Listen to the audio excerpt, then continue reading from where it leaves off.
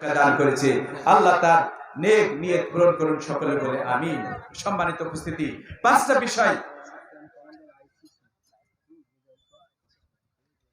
মারহাবা।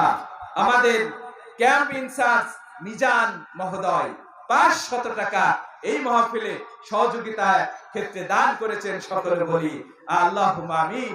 আল্লাহ দানটি কবুল করে নিন, সকলে বলে আমিন। এ ভাইকে তার সুশাসন পরিচালনার ক্ষেত্রে যথাযথ যোগ্যতা বিচক্ষণতা দান করুন, সকলে বলে আমিন।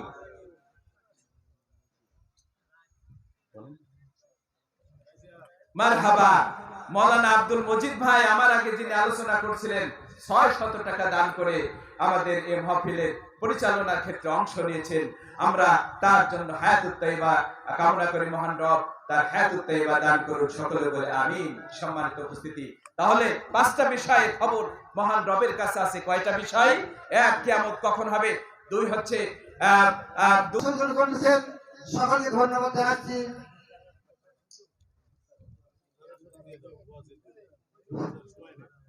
সময় না থাকার কারণেই আমি আজকের বক্তার আগেই, আপনারা জানেন মানুষ কিন্তু মৃত্যুর পরে আর সঙ্গে যাবে না।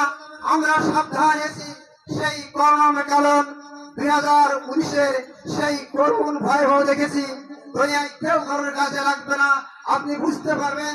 সেদিন দেখেছিলাম সোশ্যাল মিডিয়ার কারণে বাপের লাশ রাস্তায় নেমে সন্তান তার পরিচয় দিইনি। আমরা আজ থেকে শিক্ষা হয়ে যাই, সেদিন আমাদের সামনে আমরা সময় পাবো না। সম্মানিত উপস্থিতি, এবার আপনাদের সামনে আলোচনা রাখছেন বিশিষ্ট ইসলামিক চিন্তাবিদ, সুবিষ্ট ভাষী, সুদূর কুষ্টিয়া থেকে আগত হযরত মাওলানা মোহাম্মদ হাসান আল মামুন লাল। আমি ভাইকে তার মূল্যবান আলোচনা রাখার জন্য সুবিনয় অনুরোধ করতেছি। السلام عليكم ورحمة الله وبركاته. الحمد لله نحمده ونستعينه ونستغفره ونعوذ بالله من شرور أنفسنا ومن سيئات أعمالنا. من يهدي الله فلا مضل له ومن يضلله فلا هادي له. ونشهد أن لا إله إلا الله وحده لا شريك له، واشهد أن محمدا عبده ورسوله الذي أرسله بالحق بشيرا ونذيرا وداعيا إلى الله بإذنه وسراجا منيرا. فقد قال الله تعالى في كلامه المجيد وفرقانه الحميد. شكرا لكم. أعوذ بالله من الشيطان الرجيم. بسم الله الرحمن الرحيم. إن الله وملائكته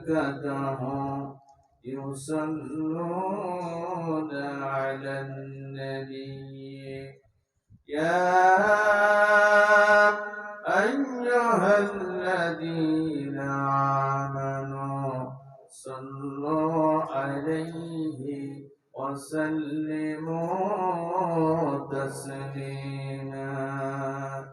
اللهم صل على محمد وعلى آل محمد كما صليت على إبراهيم وعلى آل إبراهيم إنك حميد مجيد. اللهم بارك على محمد وعلى آل محمد كما باركت على إبراهيم وعلى آل إبراهيم إنك حميد مجيد إن الحمد لله والصلاة والسلام على من لا نبي بعده ঐতিহ্যবাহী লক্ষ্মীপুর মল্লিকপুর শিবনগর ওয়ারিয়া তাসলিয়া যুব সমাজের উদ্যোগে আয়োজিত এলাকাবাসীর সার্বিক সহযোগিতায় বাস্তবায়িত 2 দিন ব্যাপী মহাবিশ্বের মহাবিশ্বয় মহাগ্রন্থ কোরআনুল কারীমের মাহফিলের সমাপনী রজনীর সম্মানিত শ্রদ্ধাভাজন সাহেব সদর আজকের মাহফিলের মুহতারাম মুকাররম মুআজ্জাজ সভাপতি বয়োজ্যেষ্ঠ বয়োবৃদ্ধ জ্ঞানবৃদ্ধ বিশিষ্ট শিক্ষাবিদ আল্লাহ দ্বীনের জন্য নিবেদিত প্রাণ আল্লাহর এক প্রিয় গোলাম জনাব মাস্টার মোহাম্মদ আব্দুল আজিজ সাহেব আতাদাল্লাহু আমরাহু বারাকাল্লাহু ফি হায়াতি আমরা সকলে বলছি আল্লাহুম্মা আমিন।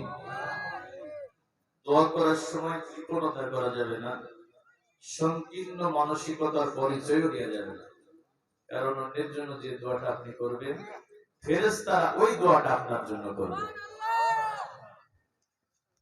আজকের মাহফিলের প্রধান অতিথি আপনাদের এই ক্যাম্পের সুযোগ্য ইনচার্জ বাংলাদেশ পুলিশ বাহিনীর গর্বিত সদস্য আমাদের অত্যন্ত হৃদয়ের মানুষ সুযোগ্য পুলিশ অফিসার আমাদের প্রিয় ভাই জনাব এসআই মিজানুর রহমান মিজান। আমরা ভাইয়ের জন্য কলিজা ভরে দোয়া করছি। দেশ মাতৃকার স্বাধীনতা সার্বভৌমত্বের অখণ্ডতার অস্তিত্ব রক্ষার অতন্ত্র প্রহরী হিসাবে আল্লাহ তার গোলামকে কবুল করুন। সেই সাথে আমৃত্যু আমাদের ভাইকে আল্লাহ ইমানের উপরে ইসলামের উপরে অটল এবং অবিচল থাকার তৌফিক দান করুন। মঞ্চে উপস্থিত উম্মতের শ্রেষ্ঠ সন্তান পথহারা পথ ভোলা মানুষের পথের দিশারি হযরত উলামায়ে কেরাম আলোচনা রেখে আপনাদের ধন্য করেছেন বিশিষ্ট ইসলামী চিন্তাবিদ শিক্ষাবিদ যারা প্রভাষক মাওলানা মিকাইল হোসেন। মঞ্চে উপস্থিত আছেন এই ইউনিয়ন পরিষদের সাবেক সুযোগ্য জনপ্রিয় জননন্দিত চেয়ারম্যান ইসলামী আন্দোলনের আকাশের এক উজ্জ্বলতম জ্যোতিষ্ক দিন কায়েমের অতন্ত্র প্রহরী জননেতা জনাব মাওলানা আব্দুর রাজ্জাক খান। উপস্থিত আছেন বিশিষ্ট সমাজসেবক রাজনীতিবিদ আমার সাথে যার দীর্ঘদিনের সম্পর্ক, আমাকে অত্যন্ত হৃদয় দিয়ে ভালোবাসেন মহব্বত করেন, বিশিষ্ট সমাজসেবক রাজনীতিবিদ আমাদের সাজ্জাদ হোসেন হৃদয় ভাই সহ সংগ্রামভূমিষ্ঠ তৌহিদি জনতার এক অংশ অন্তরান্তরের অবস্থানরত পরম প্রিয় শ্রদ্ধেয় মা এবং বোনেরা, প্রিয় কুরসাদপুর উপজেলাবাসী সকলকে জানাচ্ছি আবারও আমার হৃদয় নিংড়ানো আন্তরিক সালাম, শুভেচ্ছা এবং মোবারকবাদ। আসসালামু আলাইকুম ওয়া রাহমাতুল্লাহি ওয়া বারাকাতুহু। মনিবের দরবারে আলিশানে সেজদাবরিত চিত্তে শুকরিয়া আদায় করছি যিনি আমাদের উপরে করুণার চাদর বিছিয়ে দিয়েছেন, রহমতের ফলগু ধারা বর্ষণ করেছেন। দুনিয়ার সব কর্মব্যস্ততা পিছনে ফেলে এই ব্যবসা গরমের ভিতরে কোরআন সুন্নাহ আলোচনা শোনার জন্য আকাশের নিচে জমিনের উপরে সবচেয়ে দামি মাহফিল মহাগ্রন্থ কোরআনুল কারীমের মাহফিলের এই জান্নাতি বাগিচায় আমাদের বসার সুযোগ করে দিয়েছেন। মনিবের কত দয়া, তিনি তৌফিক না দিলে আমরা কি আসতে পারতাম? কত মানুষ রাস্তাঘাটে বাজার ঘাটে এলোপাতাড়ি ঘোরাফেরা করছে, কত মানুষ বন্ধুদের সাথে গল্পের আড্ডায় মত্ত রয়েছে, কত মানুষ সারাদিনের কর্মব্যস্ততা শেষ করে কর্মক্লান্ত পরিশ্রান্ত দেহ নিয়ে আরামের বিছানায় ঘুমিয়ে আছে, কত যুবক ফেসবুক ইন্টারনেট টিভি সিরিয়ালে জীবনের ব্যস্ত সময় অতিবাহিত করছে, কত আল্লাহর বান্দা বান্দি অসুস্থ আহত হাসপাতালের বিছানায় জীবন মৃত্যুর সন্ধিক্ষণে যন্ত্রণা বিদ্ধ সময় অতিবাহিত করছে। আমাদের রব আমাদের সুস্থতার নিয়ামত দিয়েছেন, দুনিয়ার সব কর্মব্যস্ততা পিছনে ফেলে এই জান্নাতি মাহফিলে আমাদের কবুল করেছেন। এজন্য মনিবের দরবারে আমরা সবটুকু আবেগ দিয়ে শুকরিয়া আদায় করছি, সমস্বরে পড়ছি আলহামদুলিল্লাহ। দরুদ এবং সালাম পেশ করছি বিশ্ব মানবতার মুক্তির একমাত্র অগ্রসেনানায়ক, লঞ্চিত বঞ্চিত নিষ্পেষিত নিপীড়িত মানুষের পরম হৃদয়ের বন্ধু, বিশ্ববর্ণ রাজনীতিবিদ, বিশ্বের সফল রাষ্ট্রনায়ক, নারীর অধিকার প্রতিষ্ঠার অকুতোভয় নির্ভীক সৈনিক, এ পৃথিবীর অবিসংবাদিত মাজলুম জননেতা, বিশ্ব নবী, বিশ্ব নেতা জনাবে মুহাম্মদুর রাসূলুল্লাহ। বিশ্ব নবী মানব রচিত মতাদর্শের আহুক রাষ্ট্রে নস্যাৎ করে আল্লাহর জমিনে আল্লাহ প্রদত্ত দ্বীন ইসলামকে বিজয়ের মঞ্জিলে পৌঁছাতে গিয়ে তায়েফের মাটিতে বুকের তপ্ত লহু ঢেলে দিয়েছেন, খঞ্জরা উহুদের ময়দানে দান্দান মোবারক শহীদ করেছেন। সে আবি তালিবের পাহাড়িয়া জেলখানায় দীর্ঘ 3টি বছর কারারুদ্ধবন্দী মানবতর জীবন যাপন করেছেন। কাফের বেঈমান আর মুশরিকদের শত জুলুম নির্যাতনের শিকার হয়েছেন। 53 বছর বয়সে জীবনের শেষ পড়ন্ত বিকেলে বাধ্য হয়েছেন প্রিয় মাতৃভূমি থেকে হিজরত করে দূর মদিনায় যেতে। ঘুমিয়েছেন মদিনাতুল মুনাওয়ারায় সবুজ গম্বুজের নিচে। বাংলাদেশের এই প্রান্তত্ব প্রান্তর থেকে কলিজার সবটুকুন ভালোবাসা একত্রিত করে আমরা রাসূলুল্লাহর শাহে মদিনায় সালাতু সালাম পেশ করছি। সকলে সমস্বরে পড়ছি সাল্লাল্লাহু আলাইহি ওয়াসাল্লাম। আল্লাহুম্মা সাল্লি ওয়া সাল্লিম আলা নাবিয়িনা মুহাম্মদ। প্রিয় ভাই সব, রাত গভীর হতে চলেছে। আমি লম্বা সময় কথা বলে আপনাদের কষ্টের কারণ হতে চাই না। রাসূলুল্লাহ লম্বা সময় নসিহত করেন না। আল্লাহ রাসূল ওয়াজ করেছেন কম, সাহাবীরা আমল করেছেন বেশি। কিন্তু আমাদের চিত্র পুরো উল্টা। আমরা ওয়াজ করিও বেশি, শুনিও বেশি, কিন্তু আমলের খবর নাই। এজন্য ওয়াজ হবে কম, আমল হবে বেশি, আমাদের আল্লাহ হবে খুশি। ভাই সব, বর্তমান প্রেক্ষাপটে ওলামা হযরতদেরকে যোগ্য ডাক্তারের ভূমিকা পালন করতে হবে। যোগ্য ডাক্তারের কাজ হলো রোগ নির্ণয় করে চিকিৎসা প্রদান করা। রোগ হয়েছে ডেঙ্গু ফিভার, ডায়াবেটিসের ট্রিটমেন্ট দিলে রোগীর অবস্থা কি ভালো হবে? এখন বর্তমান প্রেক্ষাপটে মুসলিম উম্মার রোগ কোথায়, সমস্যা কোথায়, এটা উম্মতের শ্রেষ্ঠ সন্তান ওলামা হযরতদেরকে ফাইন্ড আউট করে কোরআন হাদিস অনুযায়ী প্রেসক্রিপশন দিতে হবে। কারণ জাতিকে বাঁচানোর দায়িত্ব হলো আলেম ওলামাদের। আল্লাহ কি সবাইকে আলেম হওয়ার সুযোগ দেন? কথা বলেন।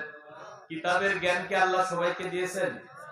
সুম্মা আওরাসনাল কিতাব আল্লাযীনা ইসতাফাইনা মিন ইবাদিনা। আল্লাহ বলছে আমি আমার বান্দাদের ভিতর থেকে বাছাই করে করে কিতাবের ওয়ারিস বানিয়েছি। আলেমরা হলো আল্লাহর বাছাইকৃত বান্দা। তাহলে বাছাইকৃত জিনিসের দাম বেশি না কম? যাদের দাম বেশি তাদের দায়িত্ব বেশি। এজন্য অতীব গুরুত্বপূর্ণ কয়েকটি বিষয়ে আমি কথা বলতে চাই। এমন একটা সময় আমরা অবস্থান করছি, এটা আখরুত জামানা বললে ভুল হবে না। এমন একটা জামানায় আমরা অবস্থান করছি যে জামানার ব্যাপারে রাসূলুল্লাহ বলেছেন, ইয়াতি আলান নাসি জামানুন ইয়াজতামিউনা ফিল মাসাজিদ লাইসা ফীহিম মুমিনুন। প্রিয় নবী বলেছেন অচিরেই এমন একটা জামানা আসবে, লোকেরা মসজিদে নামাজের জন্য সমবেত হবে, লাইসা ফীহিম মুমিনুন, কিন্তু সেখানে একজনও ঈমানদার খুঁজে পাওয়া যাবে না। ইসবিহুর রাজুলু ফীহা মুমিনান ওয়া ইউমশি কাফিরান। লোকেরা সকালে মুমিন থাকবে, সন্ধ্যায় কাফের হয়ে যাবে। সন্ধ্যায় মুমিন থাকবে, সকালে কাফের হয়ে যাবে। ইয়াবিউ আকওয়ামুন দীনাহুম বিআরদি মিনাদ দুনিয়া। লোকেরা দুনিয়ার মোহে পড়ে দুনিয়ার স্বার্থ হাসিল করতে গিয়ে তাদের ঈমান বিক্রি করে ফেলবে। দুনিয়ার মোহে তাদের ঈমান বিক্রি করে ফেলবে। আস-সাবিরু মিনহুম আলা দীনিহি কাল কাবিদি আলাল জামার।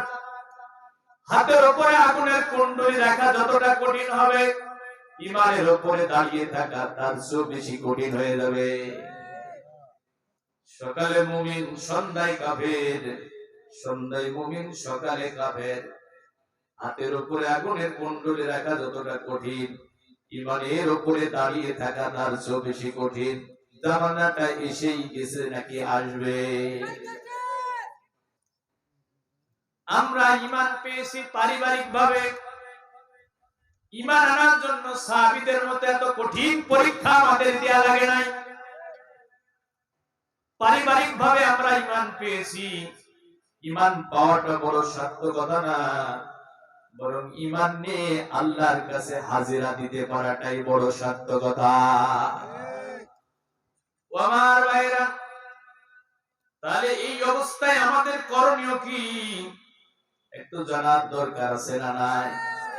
আমি এই জামানার ব্যাপারে একটা হাদিস আপনাদেরকে শোনাতে চাই।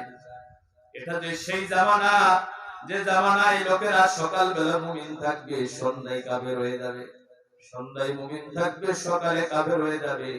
হাতের উপরে আগুনের কুণ্ডলী রাখা যত কঠিন হবে, ঈমানের উপরে দাঁড়িয়ে থাকা তার চেয়ে বেশি কঠিন হবে। এটা যে সেই জামানা এসে গেছে, এর একটা হাদিস দিয়ে আমি আপনাদেরকে প্রমাণ দিতে চাই। খুব ভালো করে শুনবেন। প্রিয় নবী বলেন, আলা ইন্নাল কিতাবা ওয়াল সুলতানা লা ইয়াফতারিকান। জেনে নিও, জেনে নিও, অচিরেই শাসন ক্ষমতা থেকে আল্লাহর কিতাবকে আলাদা করে দেওয়া হবে। আমার কথাগুলো খুব হৃদয় দিয়ে বোঝার চেষ্টা করবেন। নবীজি বলছেন, আলা ইন্নাল কিতাবা ওয়াল সুলতানা লা ইয়াফতারিকান। রাষ্ট্রীয় ক্ষমতা থেকে আল্লাহর কোরআনকে আলাদা করে দেওয়া হবে। এখন বলেন তো হয়েছে কিনা? বলেন তো ভাইরা আমার, কোরআনের আইন দিয়ে কি সমাজ, রাষ্ট্র, কোর্ট কাছারি, আইন আদালত পরিচালিত হয়? বন্ধুরা আমার, 1258 খ্রিস্টাব্দে হালাকু খান বাগদাদ আক্রমণ করেছে। 22 লক্ষ মুসলমানের ভিতরে 19 লক্ষ মুসলমানকে হত্যা করেছে। জ্ঞান বিজ্ঞানের রাজধানী ছিল বাগদাদ। বাগদাদের লাইব্রেরি থেকে মুসলমানদের যত কিতাবাদি ছিল সবটাই গ্রিস নদীতে ফেলে দিয়েছে।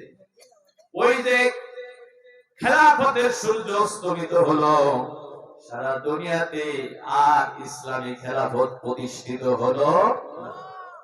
শাসন ক্ষমতা থেকে আল্লাহর কিতাবকে আলাদা করে দেয়া হলো। এখনো আল্লাহর কিতাব শাসন ক্ষমতা থেকে আলাদাই রয়েছে। বন্ধুরা আমার, খুব ভালো করে শোনেন। 1757 সালের 23 জন পলাশীর আম্র কারণে মীর জাফর, মির্জা জগৎ শেখ রাহিদুল্লাহ আর ঘসিটি বেগমের ষড়যন্ত্রের কারণে বাংলার স্বাধীন সুলতান নবাব সিরাজউদ্দৌলার পতন হলো। 190 বছর এই ভারত উপমহাদেশের মানুষদেরকে পরাধীনতার নাগপাশে বন্দী জীবন যাপন করতে হয়েছে। ব্রিটিশরা 190 বছর এই উপমহাদেশ শাসন করেছে। ব্রিটিশরা রাষ্ট্র ক্ষমতায় ছিল, ব্রিটিশের আইনে দেশ চালিয়েছে, এটাই স্বাভাবিক। এটা কি অস্বাভাবিক? লাঠি যার হাতে থাকে তার কথা বলে। তো ব্রিটিশরা ক্ষমতায় ছিল, ব্রিটিশের আইনে তারা দেশ চালিয়েছে। এখন 47-এ দ্বিজাতি তত্ত্বের ভিত্তিতে দেশ ভাগ হলো। হিন্দুস্তানে হিন্দুরা থাকবে, পাকিস্তানে মুসলমানরা থাকবে।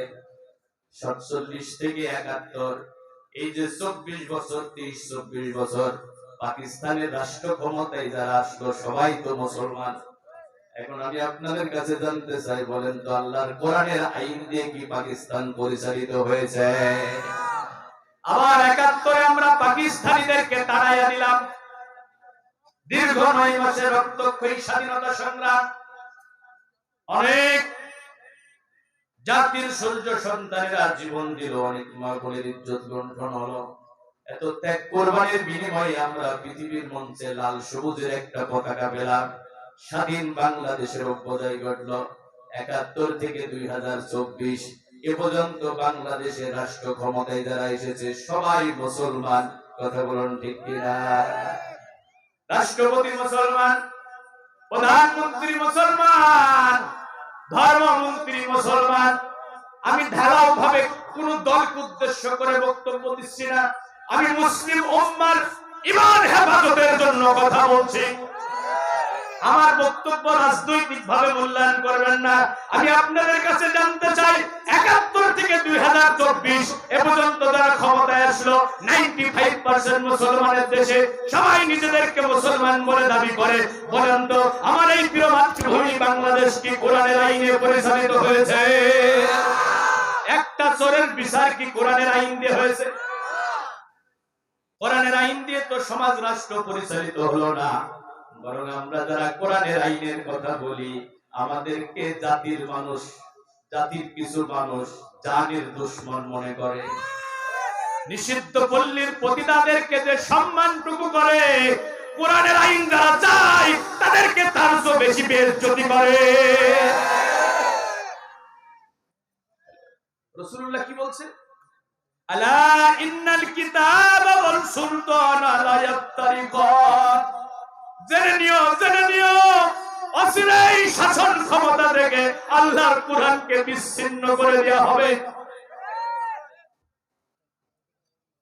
এবার শুনেন রাসূল কি বলছেন, ফালা তুফারিকুল কিতাব।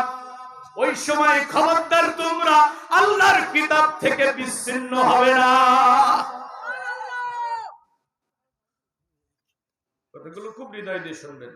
আমি আবারও বলছি, আমার বক্তব্য কোনোভাবেই রাজনৈতিক ভাবে মূল্যায়ন করবেন না। আমি কোন রাজনৈতিক দলের এজেন্ট হিসেবে এখানে কথা বলতে আসি নাই, কোন রাজনৈতিক দলের বিপক্ষ বলতে আসি নাই। কোরআন হাদিসে যে কথাগুলো আছে আমি সেখান থেকে আপনাদের সামনে কথা বলবো। একজন মুসলিম হিসেবে কোরআনের কথাগুলো শুনতে হবে। দলীয় দৃষ্টিকোণ থেকে যদি আমার বক্তব্য শোনেন, তাহলে হেদায়েতের রাস্তা বন্ধ হয়ে যাবে। কোরআন কি কোন দলের কিতাব? এখন রাসূল বলছেন, যে সময় রাষ্ট্র ক্ষমতা থেকে কোরআনকে বিচ্ছিন্ন করা হবে, ফালা তুফারিকুল কিতাব, ওই সময় তোমরা আল্লাহর কিতাব থেকে বিচ্ছিন্ন হবে না। কোরআন এর সাথে তোমরা লেগে থাকবে। আলা ইন্নাহু সায়াকুনু উমারাউ ইয়াকুদুনা লাকুম। জেনে নিও অচিরে এমন শাসক গোষ্ঠী ক্ষমতায় অধিষ্ঠিত হবে, যারা তোমরা কোরআনের সাথে থাকবে, তারা তোমাদের ব্যাপারে চূড়ান্ত সিদ্ধান্ত নেবে। কি সিদ্ধান্ত তারা নেবে? রাসূলুল্লাহ বলছেন, ফাইনা তাতুমুহুম ইউদিল্লুকুম। ওই সময় যদি ওই শাসক গোষ্ঠীর তোমরা আনুগত্য করো, তাহলে তোমাদের ঈমান থাকবে না। নবীজি বলছেন, ওয়াইনা সাইতুমুহুম কাতালুকুম। আর যদি তোমরা তাদের বিরোধিতা করো, তাহলে তোমাদের জীবন থাকবে না।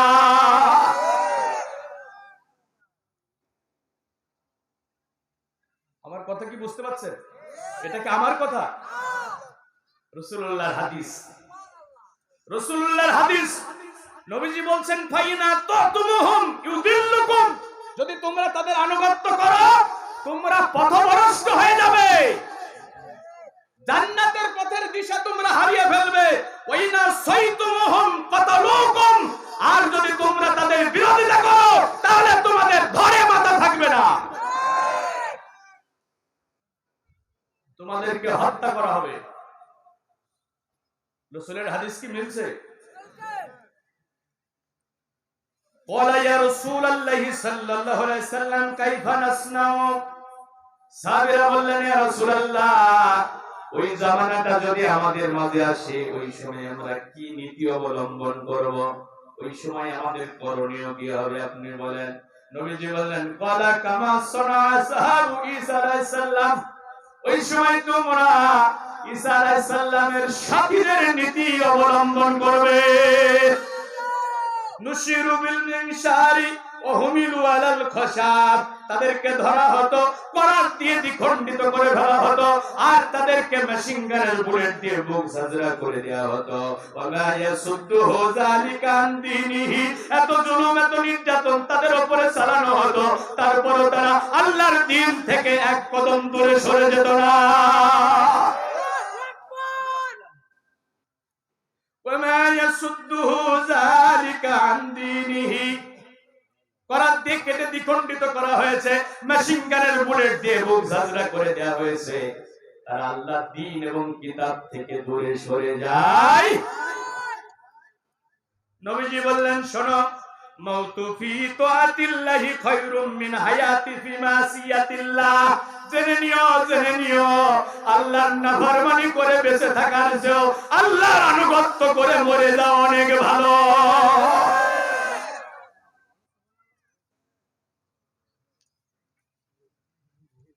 হাদিসের স্পিরিট বুঝছেন? হাদিসের স্পিরিট বুঝছেন? আমি তো রাসূলুল্লাহর এই শেষের কথাটা আমাকে এত দারুণ ভাবে আন্দোলিত করেছে। জেনে নিও আল্লাহর নাফরমানি করে হাজার বছর বেঁচে থাকার চেয়েও আল্লাহর আনুগত্য করে মরে যাওয়া অনেক ভালো। ভাইরা আমার, তাহলে রাসূলুল্লাহ বললেন, যখন শাসন ক্ষমতা থেকে কোরআনকে বিচ্ছিন্ন করা হবে, ওই সময় তোমরা কোরআনের সাথে থাকবে না দূরে থাকবে? বলেন কোরআনের সাথে থাকবো না দূরে থাকবো? এখন বলবেন, হুজুর কোরআনের সাথে থাকলে আমাদের লাভটা কি, আর কোরআনের সাথে না থাকলে ক্ষতিটা কি? তো জানার দরকার আছে না নাই? আচ্ছা, আগে লাভ বলবো না ক্ষতি বলবো? আগে ক্ষতি বলি, আগে ক্ষতির কথা বলবো। আচ্ছা শোনেন, যারা কোরআন থেকে আলাদা থাকবে, এক নম্বর ক্ষতি হলো দুনিয়ার জীবন তাদের জন্য আল্লাহ সংকীর্ণ করে দেবে। কোটি কোটি টাকার মালিক হওয়ার পরও শান্তিতে থাকতে পারবে না। আমি প্রতিটা কথা কোরআন এবং হাদিসের অকাট্য দলিল দিয়ে বলবো। আমি ওই যে আজগবি কিস্সা কাহিনী বলা একেবারেই পছন্দ করি না। এই ময়দান আমার জীবনের অত্যন্ত স্মৃতি বিজড়িত একটা জায়গা। অস্ট্রেলিয়া কি আপনাদের থেকে অনেক দূরে? 2010 সাল, আমি তখন 3rd ইয়ারে পড়ি। আপনারা অনেকে দেখছেন, এই যে সাজ্জাদ ভাই আছেন, ভাই বলছেন আপনি আমাকে চিনতে পারবেন কিনা, এই জন্য ফোন দিই না। দেখেন, ওই অধ্যাপক তৈবুর রহমানের মাহফিল ছিল অস্ট্রেলিয়া বাজার হাই স্কুল মাঠে, 3 দিন ব্যাপী শেষের দিন। আমি তখন আলমডাঙ্গাতে থাকতাম। আমি তারেক মনোয়ার ভাই আসছেন ওই যে আলমডাঙ্গা ফুটবল মাঠে। আমি পরিচালক ভাইকে বললাম যে মাগরিবের পরে আলোচনা, আমার একটা ইসলামী সঙ্গীত দেবেন। আমি মঞ্চে বসে আছি, তৈবুর রহমান ভাই আমাকে ফোন দিলেন যে আমার কণ্ঠের অবস্থা ভালো না, ওই মাহফিলে তুমি যাও। আমি একে দেখে তো এই সময় রাজ্জাক ভাইয়ের মাথা একেবারে হ্যাং হয়ে গেছে, এই বাচ্চা ছেলে কি আলোচনা করবে, এত বড় মাহফিল। ওই যে মাহফিলের পরিচয়, আলহামদুলিল্লাহ। আমি তো একসময় শুধু ঝিনাইদহ জেলাতেই লাগাতার প্রোগ্রাম করছি। পাঁচলিয়া বাজার মাহফিল থেকে আমার বক্তৃতা জীবনের উত্থান বলা যায়। তো দীর্ঘদিন পর আবার আপনাদের মাঝে আসলাম। তা আমি আল্লাহর কাছে বলতাম যে আল্লাহ, যতদিন দাওয়াতি দিনের ময়দানে আমাকে রাখো, আমি যেন কোরআন হাদিসের দলিল ভিত্তিক কথা বলতে পারি, সেই তৌফিক তুমি আমাকে দিও। এরা আমার এজন্য আল্লাহ বলেছেন যে ফাযাক্কির বিল কোরআন, দুনিয়ার বক্তারা মানুষকে নসিহত করবা কোরআন দিয়ে। কারণ দুনিয়ার মানুষের কথার মধ্যে ভুল থাকতে পারে, কিন্তু আল্লাহর কোরআনের মধ্যে কি কোনো ভুল আছে? মান ক্বালা বিহি সাদাকা, নবীজি বলেছেন যারা কোরআন দিয়ে কথা বলে তারা দুনিয়ার সবচেয়ে সত্য কথা বলে। আর কোরআন এবং হাদিসের রেফারেন্স ভিত্তিক আলোচনা যেখানে হয়, ওই মাহফিলের চতুর্পাশ হাফাতহুমুল মালায়েকা, আল্লাহ রহমতের ফেরেশতাদের দিয়ে আবৃত করে দেয়। যতক্ষণ আলোচনা হবে, গাশিয়াতহুমুর রাহমা, আকাশের জগৎ থেকে বৃষ্টির মতো রহমতের বারিধারা বর্ষণ হবে। তো কোরআন থেকে যারা বিচ্ছিন্ন থাকবে, দুনিয়ার জীবন তাদের জন্য সংকীর্ণ হয়ে যাবে। এটা আমার কথা না, এটা কার কথা?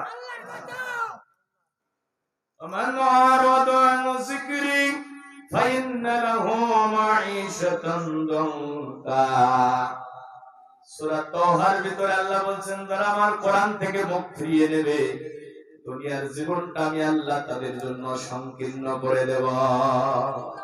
সংকীর্ণ হওয়ার মানে হলো কোটি কোটি টাকার মালিক হবে, তারপরেও তারা শান্তিতে থাকতে পারবে না।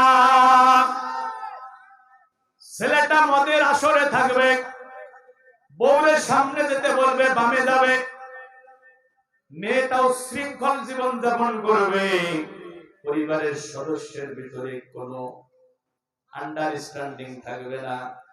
বন্ধুরা আমার, দুনিয়াতে সে অশান্তির জীবন যাপন করবে। এরপরে নবীজি বলছেন কোরআন থেকে, আল্লাহ বলছেন যারা কোরআন থেকে মুখ ফিরিয়ে নেবে, আল্লাহর কিতাব থেকে যারা বিচ্ছিন্ন থাকবে, হাসরের ময়দানে আল্লাহ পাক রব্বুল আলামিন তাদের চোখ দুইটা অন্ধ করে দেবে। ওয়ানাহশুরুহু ইয়াওমাল কিয়ামাতি আমা, কিয়ামতের ময়দানে তারা অন্ধ অবস্থায় দাঁড়াবে। এটা কোরআনে আছে না নাই? সূরা তাওহা, সূরা, ওরা যখন অন্ধ অবস্থায় দাঁড়াবে আল্লাহকে ডাকতে বলবে রব্বুল আমিন আমাদের দেখার জন্য কত সুন্দর দুইটা চক্ষু তুমি আমাদের দিয়েছিলে, তোমার দেয়া চোখ দিয়ে তোমার সৃষ্টির কত অপরূপ নিদর্শন আমরা দেখেছি, আজকে কেন আমাদের চোখ দুইটা অন্ধ করে দিলে? জবাবে রব্বুল আমিন বলবেন দুনিয়াতে আমি চোখ দিয়েছিলাম, আমার দেয়া চোখ দিয়ে সব দেখেছো, নোবেল নাটক পড়েছো, বাংলা পড়েছো, ফিজিক্স পড়েছো, কেমিস্ট্রি পড়েছো, ম্যাথমেটিক্স বুঝেছো, কিন্তু জীবনে কোনোদিন আমার কোরআন খুলে দেখো না। দুনিয়াতে যেমনি করে আমার কোরআন ভুলেছিলে আমি আল্লাহ আজকে তোমাদের ভুলে গেলাম। এক নম্বর দুনিয়ার শান্তি নষ্ট হয়ে যাবে, দুই নম্বর আল্লাহ হাসরের ময়দানে চোখ দুইটা অন্ধ করে দেবে, তিন নম্বর আল্লাহ তাকে হাসরের ময়দানে ভুলে যাবে। এখানে কয়টা ক্ষতি গেল? জোরে বলেন কয়টা? আল্লাহর কিতাবের সাথে যারা থাকবে না, আল্লাহর কোরআনের শাসন যারা চাইবে না, কালিমাতুল্লাহি হিয়া উলিয়া, সকল আইনের উপরে আল্লাহর কোরআনের আইন যারা চাইবে না দুনিয়াতে তারা শান্তি পাবে না। দুই নম্বর হাসরের ময়দানে চোখ অন্ধ করে দেবে। কে দেবে? আর জোরে বলেন না কেন? আল্লাহর কথা সত্য না মিথ্যা? তিন নম্বর আল্লাহ হাসরের ময়দানে তাদের ভুলে যাবে। এরপরে আসেন আল্লাহর কোরআন তাদের বিরুদ্ধে মামলা করবে। নবীজি বলছেন ইকরাউল কোরআন ফাইন্নাহু ইয়াতি ইয়াউমাল কিয়ামাতি শাফিআল লিআসহাবি। ইকরাউল কোরআন, এ কোরআন তোমরা পড়ো, এ কোরআন তোমরা পড়ো, কারণ হাসরের ময়দানে এ কোরআন তেলাওয়াতকারীর জন্য শাফায়াতকারী হবে। বন্ধুরা আমার, নবীজি স্পষ্ট বলেছেন, আল কোরআনু শাফিউন মুশাফফাউন ওয়া মাহিলুন মুসাদ্দাকুন। কোরআন এমন এক শাফায়াতকারী যার শাফায়াত আল্লাহ মঞ্জুর করে নেবে। কোরআন যদি কারো বিরুদ্ধে মামলা করে কোরআনের মামলা আল্লাহ মঞ্জুর করে নেবে। তাহলে কোরআন তার বিরুদ্ধে মামলা করবে। এখন কোরআনের মামলার আসামি কি আপনারা হতে চান? এরপরে কোরআন তাকে ধাক্কা মেরে জাহান্নামে ফেলে দেবে। দলিল নেন, মান জাআলাহু আমামাহু কদ্দাহু ইলাল জান্নাহ। প্রিয় নবী বলেছেন কোরআনকে যারা সামনে রাখবে আল্লাহর কোরআন তাদেরকে জান্নাতে নিয়ে যাবে। এরপরে নবীজি বলছেন ওমান জাআলাহু খালফা যহরিহি সাকাতুহু ইলান নার। কোরআনকে যারা পিছনে রাখবে, কোরআনের সাথে যাদের সম্পর্ক থাকবে না, কোরআনকে বিজয়ী করার জন্য যারা চেষ্টা করবে না, কোরআন অনুযায়ী যারা আমল করবে না, আল্লাহর কোরআন তাদেরকে ধাক্কা মেরে জাহান্নামে ফেলে দেবে। এটাকে আমি বানিয়ে বলছি? من جعله أمامه কদ্দাহু ইলাল জান্নাহ। কোরআনকে যারা সামনে রাখবে, সামনে রাখার মানে বুঝি কোরআন সামনে নিয়ে খাবার খাবেন, কোরআন সামনে নিয়ে ঘুমাবেন। মোটরসাইকেলটা যখন চালাবেন আল্লাহর কোরআনের একটা কপি সামনে রেখে চালাবেন। এর মানে কি সামনে রাখা? কোরআনকে সামনে রাখার মানে হলো ব্যক্তি জীবন থেকে আন্তর্জাতিক জীবন চলবে আল্লাহর কোরআনের বিধান দিয়ে। আমার কথা কি বুঝতে পারছেন? এভাবে কোরআনকে যারা সামনে রেখে রেখে জীবন চালাবে আল্লাহর কোরআন তাদেরকে হাত ধরে জান্নাতে নিয়ে যাবে। আর কোরআনকে যারা পিছনে রাখবে, কোরআনকে যারা ভুলে যাবে, কোরআনের বিজয় যারা চাইবে না, কোরআনের সমাজ রাষ্ট্র যারা চাইবে না, কোরআন অনুযায়ী ব্যক্তি জীবন পরিবার জীবন যারা পরিচালনা করবে না, ওমান জাআলাহু খালফা যহরিহি সাকাতুহু ইলান নার। আল্লাহর কোরআন তাদেরকে জাহান্নামে ফেলে দেবে। আমার ভাইরা, এরপরে আসেন সবচেয়ে বড় দুঃসংবাদ যেটা, সবচেয়ে বড় ক্ষতি যেটা আমরা জানি, হাসরের ময়দানে আমাদের রাসূল প্রিয় নবী গুনাহগার উম্মতদেরকে শাফায়াত করে করে জান্নাতে নিয়ে যাবে। আচ্ছা বলেন তো, এখানে যারা আমরা আছি, এই যে আমার মাওলানা আব্দুল মজিদ ভাই থেকে শুরু করে যত আলেম ওলামা এখানে বসে আছেন, এই যে চেয়ারম্যান মহোদয় বসে আছেন, আপনারা যারা সামনে বসে আছেন, আমার জানা মতে এখানে অনেক আল্লাহর বান্দা আছেন যারা আল্লাহর ঘরের মেহমান হওয়ার সুযোগ আল্লাহ দিয়েছেন। হযরত সুয়াদের চুমা দিয়েছেন, কাবার মুলতাজামকে জড়িয়ে ধরে কেঁদেছেন, মাকাম ইব্রাহিমকে মুসাল্লা বানিয়ে সালাত আদায় করেছেন, রিয়াজুল জান্নাত ভিতরে সালাত আদায় করার সুযোগ হয়তো আপনাদের দিয়েছে। বুকে হাত দিয়ে কেউ কি দাবি করতে পারবেন যে আমাদের জীবনে কোনো গুনাহ নাই? কেউ দাবি করতে পারবেন? এমন একজন বনি আদম দাবি করতে পারবে না যে আমাদের জীবনে গুনাহ নাই। কেবলমাত্র নবী রাসূলরা নিষ্পাপ মাসুম, আর প্রতিটা বনি আদম গুনাহগার। তো গুনাহগার উম্মতদেরকে রাসূলুল্লাহ শাফায়াত করে জান্নাতে নিয়ে যাবেন। কিন্তু ব্যাপার হলো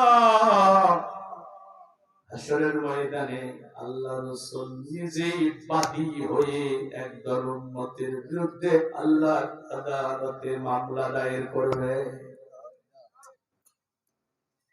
একটা কথা আমি বানিয়ে বলবো না, এ কোরআন আমার সামনে রয়েছে, কোরআনুল কারীমের 25 নম্বর সূরা, সূরা ফুরকানের 30 নম্বর আয়াতটা পড়ে দেখেন। আমার ভাইরা, হৃদয় দিয়ে কথাগুলো অনুধাবন করবেন। জীবন পরিবর্তনের জন্য একটা মাহফিল যথেষ্ট। অন্ধকার থেকে আলোর পথে আসার জন্য একটা আলোচনাই যথেষ্ট। কলিজা ভরে কথাগুলো শুনেন। আমরা কি রাসূলের মামলার আসামি হতে চাই? না না না, আমরা রাসূলের মামলার আসামি হতে চাই না, বরং আল্লাহ রাসূলের সাথে একই জান্নাতের ভিতরে পাশাপাশি থাকতে চাই। রাসূল কাদের বিরুদ্ধে মামলা দায়ের করবেন? وقال الرسول يا ربي إن قوم اتخذوا هذا القرآن مهجورا। কোরআনের এই ছোট্ট আয়াত আমার কলিজায় কাঁপুনি ধরিয়ে দিয়েছে।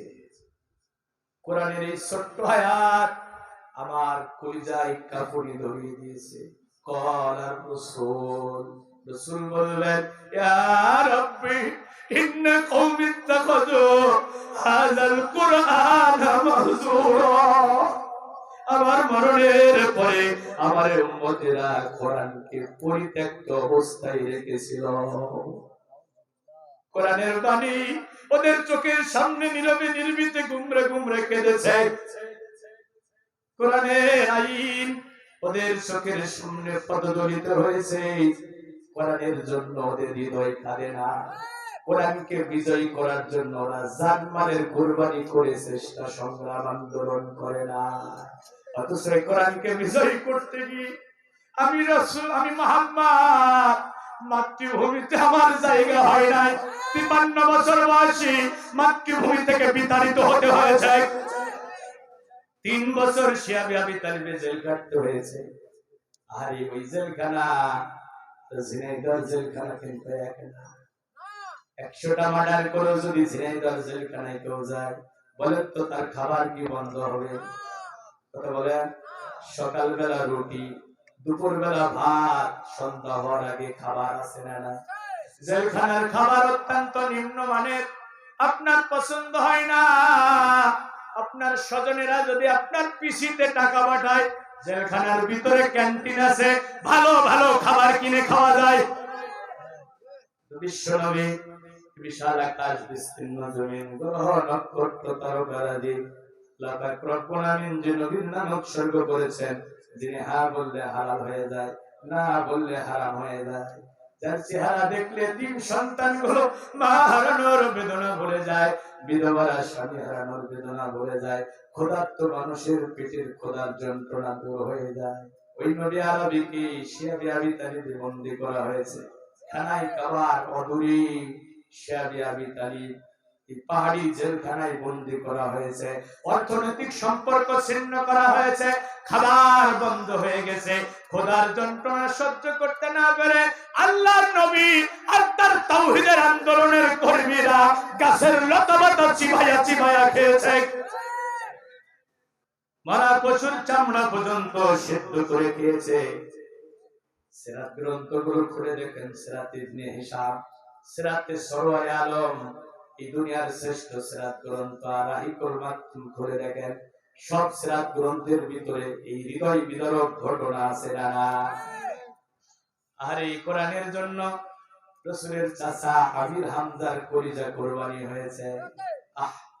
ওই উহুদের ময়দান একটা জড়, উহুদের পাহাড় একটা জড় বস্তু, কথা বলতে পারে না। রাসূলুল্লাহ বলছেন, এই উহুদ তোমাদের ভালোবাসে, তোমরা উহুদকে ভালোবাসো। আল্লাহর কসম করে বলছি, আল্লাহ যদি আপনাকে উহুদের ময়দানে যাওয়ার সুযোগ করে দেয়, ওই উহুদের পাহাড়ের দিকে তাকাবেন, একটা অদৃশ্য ভালোবাসা আপনার হৃদয়কে ছুঁয়ে যাবে। আপনার হৃদয়টা বিমোহিত হবে, বিমুগ্ধ হবে।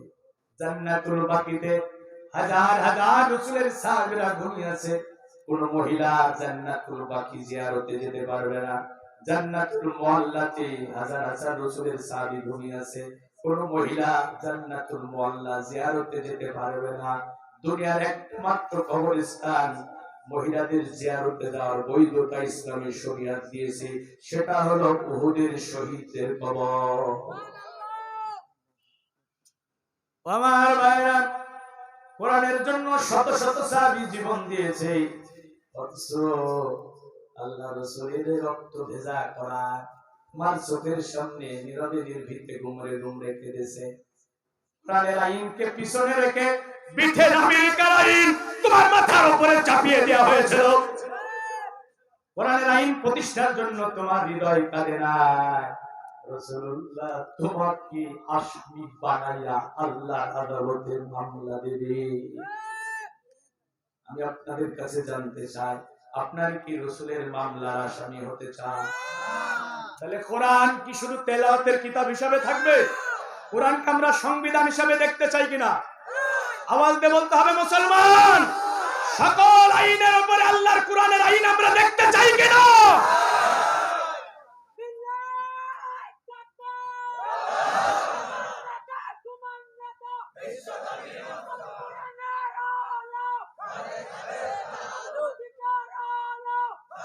জোরে সরে তাকবীর দেন তো। লিল্লাহে তাকবীর, লিল্লাহে তাকবীর। সকল বিধান বাতিল করো, আল্লাহর আইন চালু করো। সকল আইন বাতিল করো। আলহামদুলিল্লাহ, আমরা কার আইন চাই?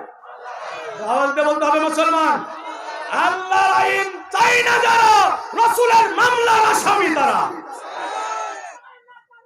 এ ভাই, এই মেসেজটা মাথার ভিতরে ঢুকাই নেন। এটা আমার কথা না কোরআনের কথা? ক্ষতি কয়টা? 1 নম্বর ক্ষতি, দুনিয়ার শান্তি নষ্ট হয়ে যাবে। 2 নম্বর ক্ষতি, হাসরের ময়দানে আল্লাহ চোখ অন্ধ করে দেবে। 3 নম্বর ক্ষতি, আল্লাহ ভুলে যাবে। 4 নম্বর ক্ষতি, কুরআন মামলা করবে। 5 নম্বর ক্ষতি, কুরআন জাহান্নামে ফেলে দেবে। 6 নম্বর ক্ষতি, রাসূলুল্লাহ মামলা দিয়ে আদালতে আখিরাতে আসামি বানাবে।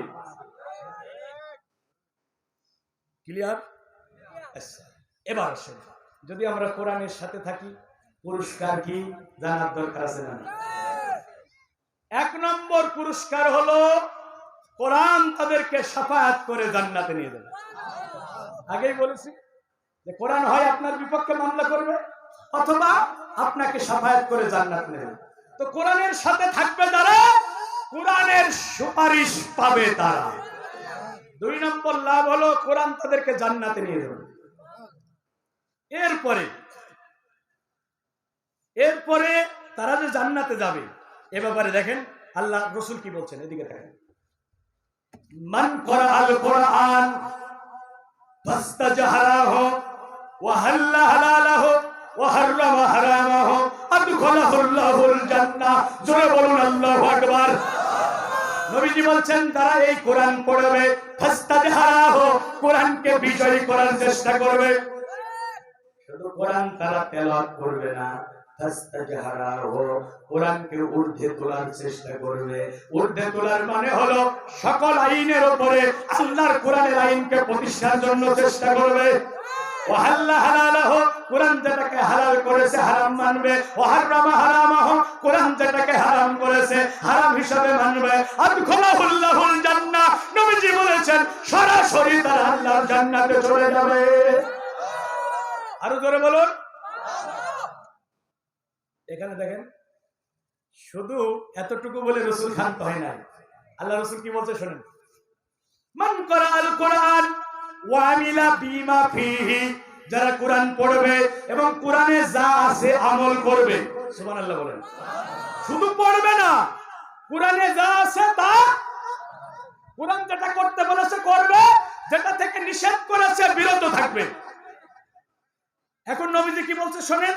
উলবিসা ওয়ালিদাহু তাজান ইয়াউমাল কিয়ামা, তার মা বাবাকে হাসরের ময়দানে নূরের মুকুট পরিয়ে দেয়া হবে।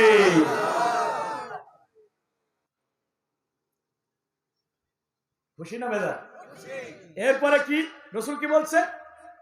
দাওয়াহু আহসানু মিন দাওয়ি শামসি ফি বুয়ুতিদ দুনিয়া, ওই নূরের মুকুট থেকে এমন আলো বের হবে সূর্যের আলো গো মিলান করে দেবে। সুবহানাল্লাহ। জোরে না আসতে? এখন চিন্তা করছেন হুজুর আমার ছেলে মেয়ে যদি এখন ছোট থাকতো কোরআনের আলেম বানাতাম। আহা, এই আমার মিজান ভাই একজন পুলিশ অফিসার ছেলেরে হাফেজ বানাচ্ছে। সুবহানাল্লাহ বলবেন না? হ্যাঁ, কত সৌভাগ্যবান ওই পিতা যে পিতা তার সন্তানকে কোরআনের সাথে জুড়ে দিয়েছে। এখন রাসূলুল্লাহ বলছেন লাউ কানাত ফীকুম ফামা যন্নুকুম বিল্লাযী আমিলা বিহাদা, যে ব্যক্তি কোরআন পড়েছে আর আমল করেছে তার মা বাবাকে যদি এমন সম্মানের মুকুট পরানো হয় তাহলে যে ব্যক্তি কোরআনের উপরে আমল করেছে তার মর্যাদা কত বেশি হবে তোমরা কি কল্পনা করতে পেরেছো? সুবহানাল্লাহ। জোরে বলবেন না? চোখ তো কপালে উঠে যাওয়ার কথা। আমার একটা ছেলে একটা মেয়ে, আমরা স্বামী স্ত্রী দুইজনই সিদ্ধান্ত নিছি ছেলে মেয়ে দুইটারে কোরআনের আলেম বানাবো। কারণ রিজিকের মালিক কে? আমরা ছেলে মেয়ের কামাই খেতে চাই না। অন্তত হাসরের ময়দানে আমি যেন আমার ছেলে মেয়ের মামলার আসামি হয়ে না দাঁড়াই। ছেলে মেয়ের কারণে মা বাবার মাথায় নূরের মুকুট পরানো হবে, আবার ছেলে মেয়ের মামলার আসামি হয়ে অনেকে আল্লাহর আদালতে দাঁড়িয়ে থাকবে। কষ্ট হচ্ছে আপনাদের? আমি কষ্ট বেশি সময় দেব না, অনুরোধ করব যে একটু মনোযোগ সহকারে আলোচনাটা শোনেন। আমার ভাইরা এখন দেখেন নবীজি এতটুকু বলে ক্ষান্ত হলেন না। আল্লাহর নবী বলছেন ওয়াশাফাহু ফি আশরাতিন মিন আহলি বাইতিহি কুল্লুহুম কদ ওয়াজাবাত লাহুন নার, সে তার আহাল পরিবারের ভিতর থেকে এমন 10 জনকে শাফায়াত করে জান্নাতে নিয়ে যাবে যাদের জন্য আল্লাহর জাহান্নাম ওয়াজিব হয়ে গেছে। কয়জনকে? জোরে বলেন, কয়জন? আরো জোরে, জোর হলো না। 10 জনকে শাফায়াত করে জান্নাতে নিয়ে যাবে। কোরআনের হাফেজের কথা বলা হয় নাই ভাই? মান করাল কোরআন ওয়া আমিলা বিমা ফিহি, যারা কোরআন পড়েছে এবং কোরআন অনুযায়ী আমল করেছে। সুবহানাল্লাহ বলবেন না? তাহলে কোরআনের সাথে যারা থাকবে তারা কোথায় যাবে? আরে জোরে বলেন না কেন? আচ্ছা, এরপরে আল্লাহ তাদেরকে জাহান্নামের আগুন থেকে বাঁচিয়ে দেবে। আমার কথা না, কোরআনে আছে না নাই? এদিকে তাকান। ইয়া আইয়ুহাল্লাযীনা আমানু হাল আদুল্লুকুম আলা তিজারা, ও ঈমানদারেরা, একটা ব্যবসার কথা কি আমি তোমাদের বলবো যে ব্যবসা করলে জাহান্নামের আগুন থেকে বেঁচে যাবা। তুমজিকুম মিন আযাবিন আলীম। সুবহানাল্লাহ বলবেন? এই ভাই সাউন্ডটা বাড়াই দেন। একটা ব্যবসার কথা কি আমি তোমাদের বলবো যে ব্যবসা করলে জাহান্নামের আগুন থেকে বেঁচে যাবা? কি বলেছেন? কোরআনের সাথে থাকবে যারা, জাহান্নামের আগুন থেকে আল্লাহ তাদের বাঁচাইয়া দেবেন, তাদের জীবনের গুনাহ আল্লাহ মাফ করে দেবেন।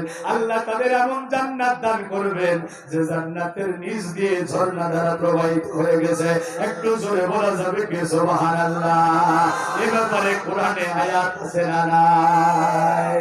আল্লাহ বলছেন, শোনো, তুমিনুনা বিল্লাহি ওয়া রাসূলিহি ওয়া তুজাহিদুনা ফি সাবিলিল্লাহি বিআমওয়ালিকুম ওয়া আনফুসিকুম যালিকুম খায়রুল লাকুম ইন কুনতুম তা'লামুন। আমি আল্লাহর উপর ঈমান আনো, আমার রাসূলের উপর ঈমান আনো, আমার জমিনে আমার কোরআনকে বিজয়ী করার জন্য জান দাও, মাল দাও। কে বলছেন? আরে জোরে বলেন, কে বলছেন? সূরা সফ 1999 সালে এক পরন্ত বিকেলে গধূলি লগ্নে ক্রিকেট খেলে আমি বাড়ি ফিরতেছিলাম। মাগরিবের নামাজ পড়লাম মসজিদে। পাশের গ্রাম থেকে আল্লাহর এক বান্দারা এসেছেন। ঘোষণা করা হলো নামাজের পরে কোরআন থেকে তাফসীর হবে, তোমরা সকলে বসে যাও। আল্লাহর কোরআনের মজলিসে বসলাম। আল্লাহর এক বান্দা নিঃস্বার্থভাবে দ্বীনের দাওয়াত নিয়ে এসেছিল। সে কোরআন থেকে আলোচনা করতেছিল। সূরা সফের আয়াতগুলো যখন পড়তেছিল, আল্লাহর কসম, আমি এক তরুণ যুবক, আমার হৃদয়ের ভিতরে যেন বিপ্লব সাধিত হতেছিল। আমার হৃদয়টা বারবার আন্দোলিত হতেছিল। আরে যে ব্যবসা করলে জাহান্নামের আগুন থেকে বাঁচা যায়, জীবনের গুনাহ মাফ হয়ে যায়, এমন জান্নাত পাওয়া যায় যে জান্নাতের নিচ দিয়ে ঝর্ণা ধারা প্রবাহিত হয়ে যাবে, এমন ব্যবসা না করে কি কোন আল্লাহর বান্দা থাকতে পারে? জান দাও, মাল দাও, আমার কোরআনকে বিজয়ী করার সংগ্রাম করো, তাহলে আমি আল্লাহ জাহান্নামের আগুন থেকে মাফ করে দেব। ইয়াগফির লাকুম যুনুবাকুম, তোমাদের জীবনের গুনাহ মাফ করে দেব। তো জোরে বলেন, খুশি হতে পারেন নাই ভাই? খুশি হতে পারেন না? এই ওয়াদা কে করছেন? আল্লাহর ওয়াদা কি মিথ্যা হতে পারে? ইয়াগফির লাকুম যুনুবাকুম, জীবনের গুনাহ মাফ করে দেব। ওই দুখলকুম জান্নাতিন তাজরি মিন তাহতিহাল আনহার ওয়া মাসাকিন তাইয়্যিবাতান ফি জান্নাতিন আদন। আমি আল্লাহ তোমাদের এমন জান্নাত দান করব যে জান্নাতের নিচ দিয়ে ঝর্ণা ধারা প্রবাহিত হয়ে গেছে। একটু জোরে বলা যাবে কি সুবহানাল্লাহ? আমার ভাইরা, কি সুসংবাদ আল্লাহ দিলেন! জীবনের গুনাহ মাফ হবে, জান্নাত পাওয়া যাবে, জাহান্নাম থেকে আল্লাহ বাঁচিয়ে দেবে। এগুলো যদি আমরা পেয়ে যাই, আমাদের কি আর কিছু লাগে ভাই? জাহান্নামের আগুন থেকে বাঁচতেছেন না? এজন্য তো প্রচন্ড শীতের তীব্রতাকে উপেক্ষা করে ঠান্ডা পানিতে ওযু করে যাই নামাজে দাঁড়িয়ে যান। জাহান্নামের আগুন থেকে বাঁচতে চান বলেই তো এই জাহিলি সমাজে বসবাস করেও আপনি সমস্ত পাপ পঙ্কিলতা থেকে নিজেকে হেফাজত করছেন। কথা বলুন ঠিক কিনা? আল্লাহ ওয়াদা করছে তোমাদের জাহান্নামের আগুন থেকে বাঁচিয়ে দেব, জীবনের গুনাহ মাফ করব, এমন জান্নাত দান করব যে জান্নাতের নিচ দিয়ে ঝর্ণা ধারা প্রবাহিত হয়ে গেছে। একবার বলুন সুবহান। এরপরে আপনারা আল্লাহর ভালোবাসা চান না? জোরে বলেন। আল্লাহ বলছে আমি তাদেরকে ভালোবাসবো। ওয়াদা কার? ইন্নাল্লাহা ইউহিব্বুল্লাযীনা ইউকাতিলুনা ফী সাবিলিহি সাফফান কাআন্নাহুম বুনয়ানুম মারসুস। আমার জমিনে আমার কুরআনকে বিজয় করার জন্য সীসা ঢালা প্রেসিডেন্ট নাই, কাঁধে কাঁধ মিলিয়ে যারা আল্লাহ দ্বীনের পথে লড়াই করে আল্লাহ তাদেরকে সবচেয়ে বেশি ভালোবাসে।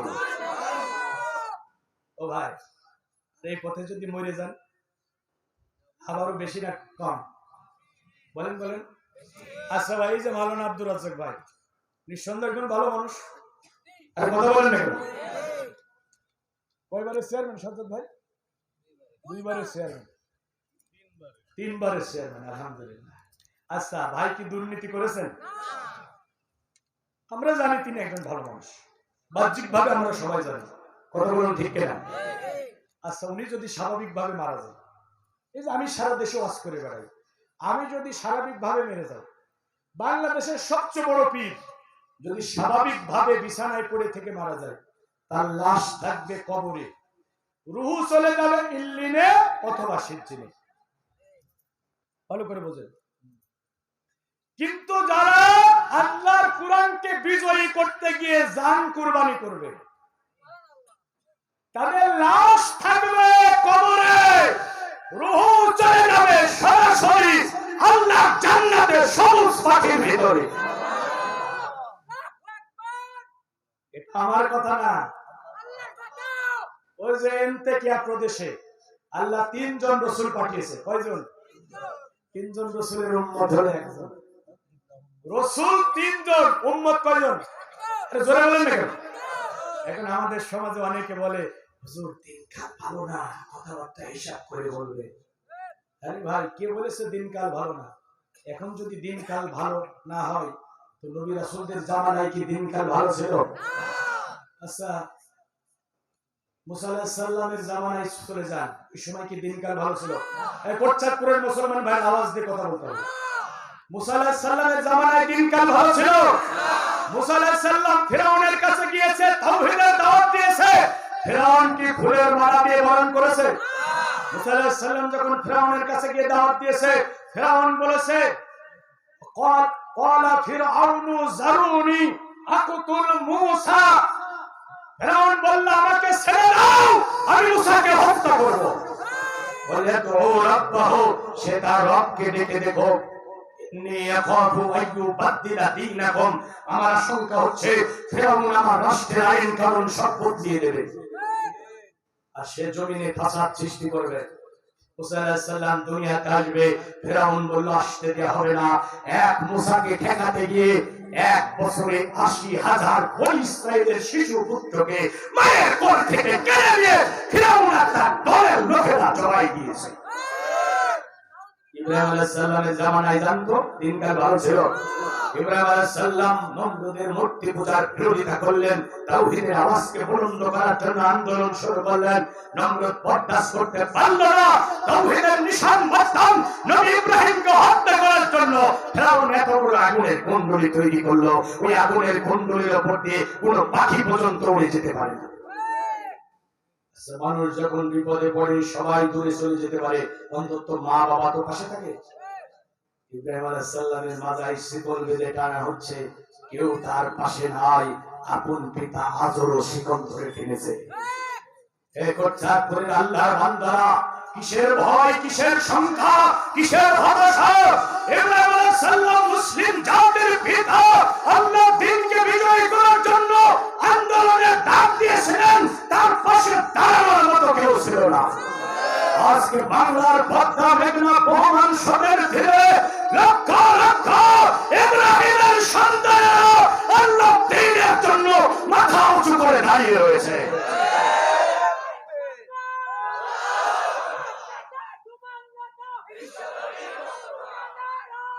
প্রিয় ভাই সাহেব, আমি কথা লম্বা করতে চাই না, স্পষ্ট কথা, প্রধানমন্ত্রী হওয়ার স্বপ্ন দেখছি না, রাষ্ট্রপতি হতে চাই না, কোটি কোটি টাকার মালিক হতে চাই না। আমরা স্বপ্ন দেখি জমিন আল্লাহর, এখানে আইন চলতে হবে আল্লাহ। আল্লাহ আইন যতদিন প্রতিষ্ঠিত না হবে, জেলে দিয়ে মামলা করে, হামলা করে, মেশিন গানের বুলেট চালিয়ে, ফাঁসির মঞ্চে ঝুলিয়ে দিয়ে আমাদেরকে থামানো যাবে না। ভাই, মুয়াজ্জিনের দায়িত্ব হলো আযান দেওয়া। কথা বলেন, মুয়াজ্জিন আযান দিয়েছে, একজন মুসল্লি আসে নাই, মুয়াজ্জিনকে আযান বন্ধ করে দেবে? মুয়াজ্জিন আযান দিয়েছে, মসজিদ কানায় কানায় পরিপূর্ণ হয়ে গেছে, খুশিতে আত্মহারা হয়ে কি মুয়াজ্জিন আযান বন্ধ করবে? মুসল্লি আসলেও আযান হবে, না আসলেও আযান হবে। আমাদের স্পষ্ট বক্তব্য, আমরা যারা ঈমান এনেছি, আমরা যারা মুমিন বলে নিজেদেরকে দাবি করি, ঈমানের বারুদ আমাদের কলিজায় যাদের রয়েছে, আমরা প্রত্যেকেই কোরআনের মুয়াজ্জিন।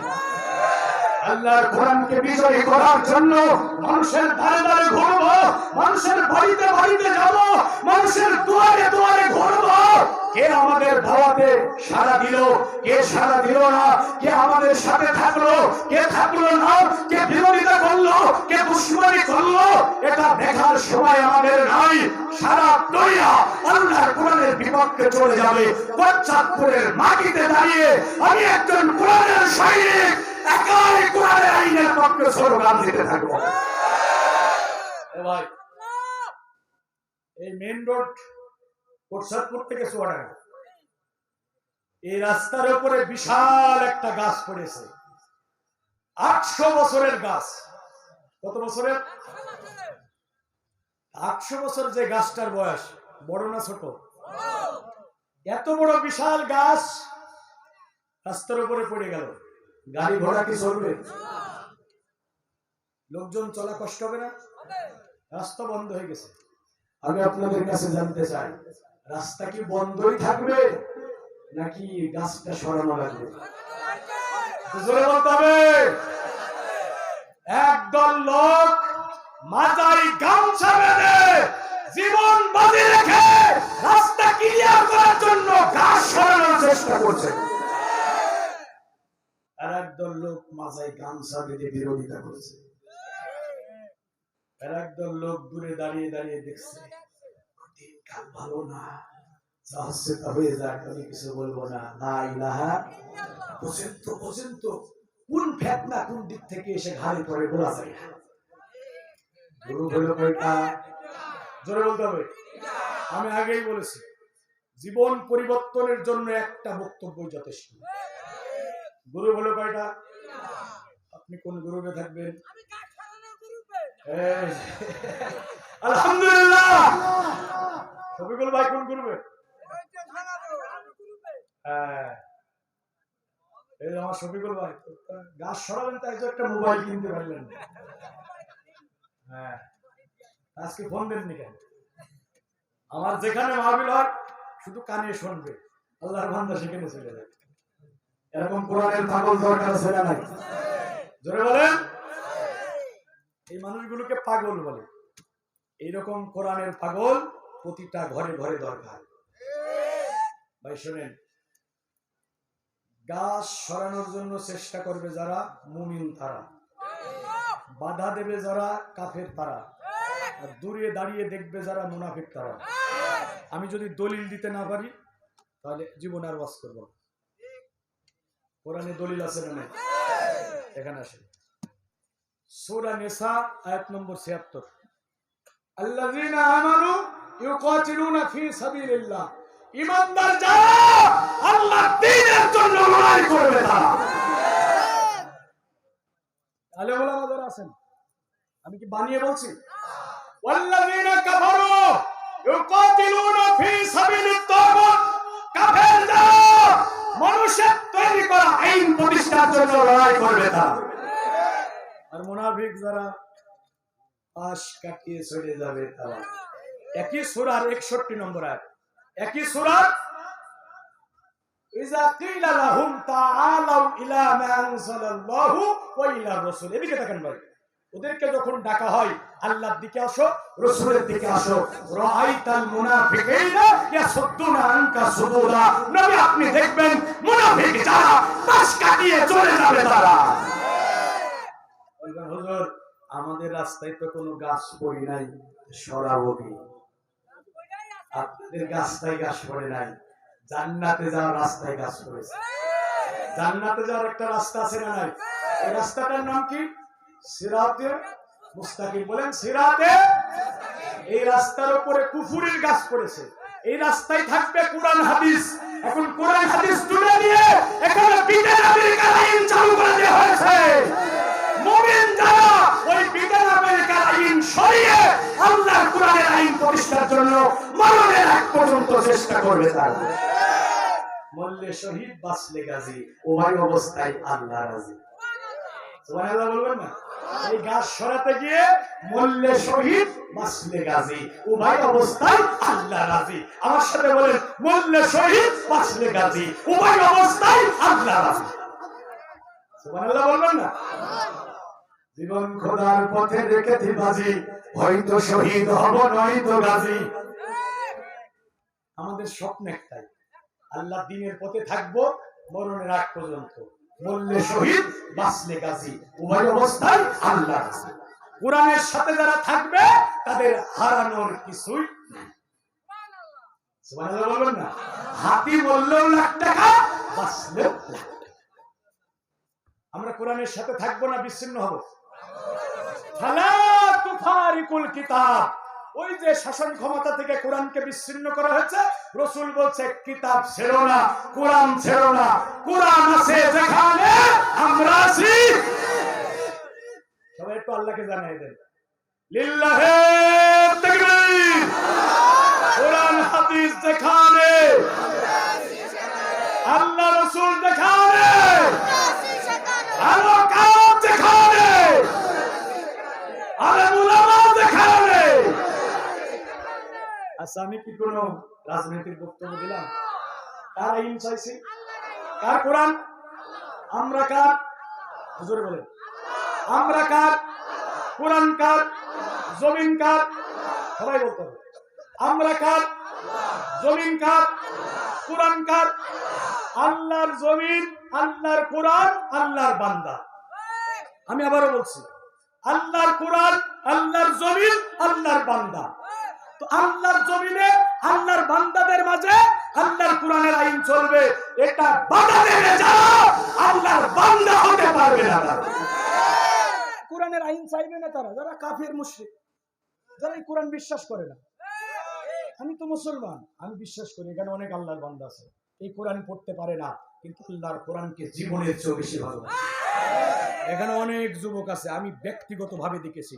আজকে 17 বছর আল্লাহ কোরআনের ময়দানে আমাকে কবুল করেছে।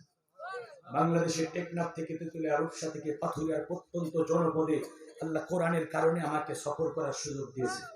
আমি অনেক যুবককে দেখেছি আল্লাহর কোরআন পড়তে পারে না, কিন্তু জীবনের চেয়ে আল্লাহর কোরআনকে বেশি ভালোবাসে। অনেক আল্লাহর বান্দা রাসূলের জীবনী জানে না, আলেম ওলামাদের মুখে শুনে শুনে আল্লাহ রাসূলকে জীবনের চেয়ে বেশি ভালোবেসে ফেলেছে। আমি যখন মদিনাতুল মুনাওয়ারায় রাসূলের রওজা জিয়ারত করে ফিরতেছিলাম, আমাকে একটা দৃশ্য দারুণ ভাবে আবেগপ্রবণ করেছে। পাকিস্তানি এক যুবক, বয়স হয়তো তার 25-30-এর মধ্যেই হবে, রাসূলের রওজা অদূরে বসে আমি দেখলাম ওই যুবক রাসূলকে দেখে নাই কোনোদিন। আমরা কি দেখছি? কোরআন হাদিস পড়ে আলেম ওলামাদের মুখে শুনে শুনেই আমরা রাসূলকে ভালোবেসে ফেলেছি। ওই যুবককে আমি দেখলাম, দূর থেকে দাঁড়িয়ে দেখলাম আল্লাহ রাসূলের রওজার দিকে নিষ্পলক দৃষ্টিতে যুবকটা চেয়ে আছে, তার চোখ বেয়ে অশ্রু ফোঁটা বিগলিত হচ্ছে। কি ভালোবাসা রাসূলের জন্য! এরকম অসংখ্য যুবক আছে না? আরে এই যুবকগুলো রাসূলের সঠিক আদর্শ না জানার কারণে, এই কোরআন পাগল মানুষগুলো কোরআনের সঠিক বুঝ না থাকার কারণে নিজের মনের অজান্তেই কোরআনের দুশমনদের সাথে হাত মিলিয়ে কুফরের ফাঁদে পা বাড়িয়ে জাহান্নামের দিকে ছুটে চলেছে। প্রতিদিন কলিজায় রক্তক্ষরণ হয়। রাতের বেলা যখন ঘুম ভেঙে যায়, আরে আল্লাহর কোরআন যখন অবমানিত পদদলিত প্রচন্ড রক্তক্ষরণ হয়। আল্লাহর কোরআন তো তেলাওয়াতের কিতাব হিসাবে নাজিল হয় নাই, এই কোরআন দিয়ে জিন ভূত তাড়ানোর জন্য তো নাজিল হয় নাই। লিতাহকুমা বাইনান নাসি বিমা আরাকাল্লাহ, কোরআন দিয়ে মানুষের মাঝে বিচার ফয়সালা হবে, কোরআন দিয়ে চোর ডাকাতের বিচার হবে, মাজলুম মানবতার মুখে হাসি ফুটবে। কোরআন তার একজন নারীর সতীত্বের হেফাজত করবে। কোরআনের শাসন থাকবে পার্লামেন্টে। একজন ধনাঢ্য ব্যবসায়ী কোটি কোটি টাকা নিয়ে রাতের আধারে দিনের আলোতে রাস্তা দিয়ে নির্জন পথে হেঁটে যাবে, ওই ব্যবসায়ীর কলিজার ভিতরে এক আল্লাহ ছাড়া কোন চোর ডাকাতের ভয় থাকবে না। একজন সুন্দরী তন্নি তপস্বিনী বিদুষিনী অষ্টাদশী সুদর্শনা সোনায়না রমণী রাতের আধারে দিনের আলোতে তার রূপের বাসনা নিয়ে হেঁটে যাবে। কোন যুবক ধর্ষণ তো দূরে থাক, একটি দিকে দুঃসাহসিকতা দেখাতে পারবে না। নারীর ইজ্জতের হেফাজত করবে আল্লাহর কোরআন, মানুষের জানমালের নিরাপত্তা দেবে আল্লাহর কোরআন।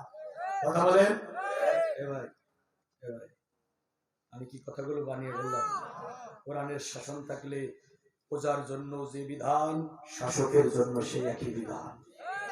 আমি শেষ কথা বলবো, হযরত ওমরের ছেলে আবু শামা মিশরের যুদ্ধে অংশগ্রহণ করেছে, অর্ধ দুনিয়ার প্রেসিডেন্ট। সুবহানাল্লাহ, খলিফাতুল মুসলিমিন। শেষ কথা, আবু শামা যুদ্ধের ময়দানে রণক্লান্ত, পানির পিপাসায় বুকটা অস্তগত, পিপাসিত তৃষ্ণার্ত মুজাহিদ পানির পিপাসা নিবারণের জন্য তাঁবুতে ছুটে গেলেন। খেজুর ভিজানো ছিল, এটাকে নাবিজ বলা হয়। খেজুর ভিজানো পানি, এটাকে নাবিজ বলা হয়। কিন্তু ৩-৪ দিন ভেজানো থাকলে এটা মদে পরিণত হয়। নাবিজ মনে করে আবু শামা মদ পান করে ফেললেন, মাতলামি শুরু হয়ে গেল। লোকেরা বলল, খলিফার ছেলে আবু শামা, যুদ্ধের ময়দানে এসে তুমি মদ পান করে মাতলামি করছো, তোমার লজ্জা করে না? আবু শামা বলল, অপরাধ যেহেতু করেই ফেলেছি, অপরাধের চেহারা নিয়ে মদিনায় বাবার কাছে ফিরে যেতে চাই না। ফিরে গেলেন মিশরের গভর্নর, রাসূলের জলিল কদর সাহাবী আমর ইবনুল আসের কাছে। মিশর বিজয়ী আমর ইবনুল আস বললেন, চাচাদার মদ পান করে ফেলেছি, আমার উপরে হদ কায়েম করেন। আমর ইবনুল আস 80টা বেত্রাঘাত করলেন, 1 কান 2 কান করে মদিনায় খলিফাতুল মুসলিমিন ওমরের কাছে সংবাদ চলে গেল। ছেলে যখন ফিরলেন, ওমর ডাক দিয়ে বললেন, কলিজার টুকরা আবু শামা, তুমি নাকি মিশরের যুদ্ধে অংশগ্রহণ করাকালে মদ পান করে মাতলামি করেছো। আবু শামা বলছে, বাবা, নাবিজ মনে করে মদ পান করেছিলাম, তবে অপরাধীর চেহারা নিয়ে আপনার কাছে আসে নাই। মিশরের গভর্নর আমর ইবনুল আস গুনে গুনে আমাকে 80টা বেত্রাঘাত করেছে। হযরত ওমর বললেন, ছেলে, আমর ইবনুল আস সে তোমাকে আঘাত করেছে, 80 বেত্রাঘাত করেছে, এই ব্যাপারে কি তোমার কাছে কোনো সাক্ষী আছে? আবু শামা বলে, বাবা, চাচা আমর ইবনুল আস যখন দণ্ডবিধি কার্যকর করেছিলেন তখন কোনো লোকজন সেখানে ছিল না, আমাকে ঘরের ভিতরে একাকী নির্জন জায়গায় আঘাত করেছেন। ওমর বললেন, না, এটা কোরআনের শাশ্বত নীতিমালা নয়, বরং কোরআনে আল্লাহ স্পষ্ট বলে দিয়েছেন, ওয়াল ইয়াশহাদা জারুহুমা তাইফাতুম মিনাল মুমিনিন। যখন কোন অপরাধীকে তোমরা শাস্তি দেবে, সেখানে একদল মুমিনকে সাক্ষী হিসাবে রেখে দেবে। এই বিধান কার? আল্লাহ বলেছে প্রকাশ্যে শাস্তি দিতে। আমর ইবনুল আস কেন তোমাকে নির্জন ঘরের ভিতরে শাস্তি দিল? এই বিচার আমি মানি না, এখানে কোরআনের বিধান লঙ্ঘন হয়েছে। সুবহানাল্লাহ। হযরত ওমর নিজ হাতে ছেলের 80 বেত্রাঘাত করলেন। আমর ইবনুল আসকে চিঠি লিখলেন, জলদি করে আমার সাথে দেখা করো। আমর ইবনুল আস যখন খলিফার দরবারে আসলেন, হযরত ওমর তাকে ধমক দিয়ে বললেন, আমর, কোরআনের শাশ্বত বিধান কি ভুলে গিয়েছো? আল্লাহ বলেছেন প্রকাশ্যে শাস্তি দিতে, তুমি কেন আমার ছেলেকে নির্জন ঘরে শাস্তি দিলে? আমর ইবনুল আস বলেন, খলিফাতুল মুসলিমিন, আল্লাহর কসম করে বলছি, যখনই কোনো অপরাধীর শাস্তি আমি প্রদান করি, প্রকাশ্যে জনসম্মুখে আমি শাস্তি দিই, কিন্তু আবু সামা তো আপনার কলিজার টুকরা সন্তান। আবু সামার হদ বিধান দ্বন্দ্ববিন্দি যখন আমি কার্যকর করেছি, বারবার আপনার চেহারাটা আমার সামনে ভেসে এসেছে। আপনার সম্মান ইজ্জত কত বেশি। নবীজি আপনার ব্যাপারে বলেছেন, লাউ কানা নাবিয়্যাম মিন বাদি লাকানা ওমর, আমার পরে যদি পৃথিবীর মঞ্চে কেউ বিশ্ব নবী হতো তবে সেই সম্মান আল্লাহ ওমরকে দিয়ে দিতেন। আপনি কতবার রাসূলের জবান থেকে জান্নাতের সুসংবাদ পেয়েছেন। আপনার ছেলে আমি প্রকাশ্যে শাস্তি দিই কি করে? আপনার সম্মানের দিকে তাকিয়ে আপনার ছেলেকে আমি নির্জনে শাস্তি দিয়েছি। ওমর বলে, না, এটা কোরআনের বিধান স্পষ্ট লঙ্ঘন হয়েছে। আল্লাহর কোরআনের বিধানে প্রচার জন্য যে নীতি, শাসকের জন্য সে একই নীতি। সুবহানাল্লাহ বলবেন। নিজ হাতে ছেলের আশীর্বাদ করলেন। ছেলে অসুস্থ, মৃত্যু সজ্জায়, তারিখের কিতাবের ভিতরে এসেছে। ওমর ছেলেরে দেখার জন্য গেলেন।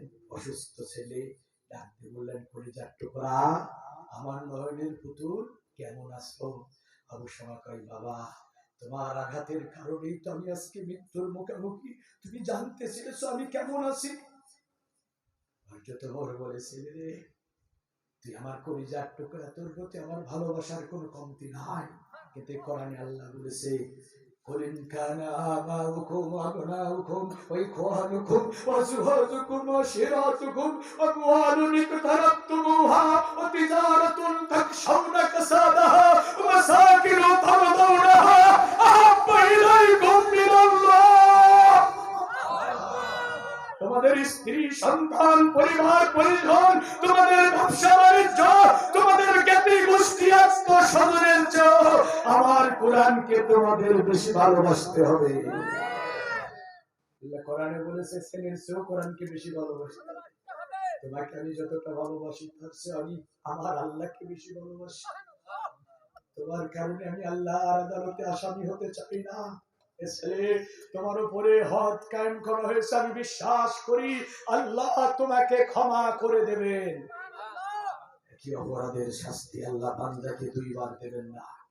দুনিয়াতে তোমার দ্বন্দ্ববিধি কার্যকর হয়ে গেছে, আল্লাহ আখিরাতে আদালতে তোমাকে ধরবে না। যখন তুমি আল্লাহর আদালতে দাঁড়াবে, আল্লাহকে ডাক দিয়ে বলবে, আমার বাবা ওমর অর্ধ দুনিয়ার প্রেসিডেন্ট ছিল, কোরআনের দ্বন্দ্ববিধি কার্যকর করতে গিয়ে ছেলে হিসাবে আমাকে ক্ষমা করে না। আল্লাহ যেন আদালতে আখিরাতে আমাকে আসামির কাঠ করাই, দাঁড় না করা। ওমর দুনিয়ার প্রেসিডেন্ট হওয়ার পরে বলেছিলেন, ফুরাতের তীরে যদি একটা কুকুরও না খেয়ে মারা যায়, আমি ওমরকে আল্লাহর আদালতে জবাবদিহি করতে হবে। আজকে যদি কোরআনের শাসন থাকতো, অনাবৃষ্টি হতো না, অতিবৃষ্টি হতো না। ওয়ালাউ আন্না আহলাল কুরআ আমানু ওয়াত্তাকাউ লাফাতাহনা আলাইহিম বারাকাতিন মিনাস সামাই ওয়াল আরদ। আল্লাহ আকাশের রহমতের দরজা খুলে দিতেন, জমিনের বরকতের দরজা খুলে দিতেন। এই কোরআনের শাসন চালু হোক। আপনারা চাইছেন, দুটি হাত উঁচু করে আল্লাহকে দেখায়, আল্লাহকে দেখায় দেন, লিল্লাহি তাকবীর, লিল্লাহি তাকবীর। কষ্ট পাইছে? কোরআনের শাসন চাই, কিন্তু নামাজে পাওয়া যাবে না। কোরআনের শাসন চাইবে যারা, নামাজের সামনের কাতারে থাকবে। কোরআনের শাসন চাইবে যারা, নিজের পরিবারকে কোরআন দিয়ে সাজাবে তারা। রাষ্ট্রের দায়িত্ব আমার নাই, কিন্তু 3.5 হাত বডির দায়িত্ব আমার মাথার উপরে আছে। আমি চাইলে কি আমার এই 3.5 হাত বডিটা কোরআন দিয়ে সাজাতে পারি না? আমি চাইলে কি আমার পরিবারটা কোরআন দিয়ে সাজাতে পারি না? শোনো মুসলমান, রাষ্ট্রে কোরআনের শাসন কায়েম হয় নাই, কিন্তু আমি আমাকে কোরআন দিয়ে সাজিয়েছি, আমার পরিবারটাকে কোরআন দিয়ে সাজিয়েছি। রাষ্ট্রে কোরআনের শাসন কায়েমের জন্য মরণের আগ পর্যন্ত প্রাণান্তকর প্রচেষ্টা করেছি। আল্লাহ আমাকে নাজাত দেবেন। রাষ্ট্রে কোরআনের আইন চালু হয়ে গেল, আমার জীবনে কোরআন নাই, আমার পরিবারে কোরআন নাই, আমি কোরআনের মামলার আসামি হয়ে গেলাম। কোনো লাভ হয়েছে? মূল মেসেজ হলো, আমরা আমাদের জীবনটা সাজাবো কোরআন দিয়ে, পরিবারটা সাজাবো কোরআন দিয়ে, আর সমাজে রাষ্ট্রে কোরআনের শাসন কায়েমের জন্য মরণের আগ পর্যন্ত চেষ্টা চালাবো। বিজয়ী হলাম না পরাজিত হলাম, আল্লাহ এটা দেখবেন না। আল্লাহ দেখবে আমি চেষ্টা করছি কিনা। রাজি আছেন ভাইরা আমার? আল্লাহ আমাদের মৃত্যু পর্যন্ত কোরআনের সাথে থাকার তৌফিক দিন। আরো জোরে বলুন। আমি আর কথা বাড়াতে চাচ্ছি না। ফালা তুফারিকুল কিতাব, আমরা কিতাব থেকে বিচ্ছিন্ন হব। আল্লাহ আমাদের আমল করার তৌফিক দিন, আমিন। আমরা হাত উঠাবো কার কাছে? জোরে বলেন ভাই। হ্যাঁ, দুনিয়ার অফিস আদালতের দরজা বন্ধ না খোলা? না, বন্ধ। একজনের রহমতের দরজা খোলা, তার নাম কি? জোরে বলেন। কেউ যেটা দেয় না সেটা দেয় কে? কেউ যেটা শোনে না সেটা শোনে কে? আল্লাহর কাছে আমরা মনের বেদনার কথা বলবো। অনেকের মা নাই, বাবা নাই, হাজার হাজার মন মাটি মুখে কবরে ঘুমিয়ে আছেন, তাদের সবার জন্য দোয়া হবে। এই মাহফিলের জন্য যারা সহযোগিতা করেছে সবার জন্য দোয়া হবে।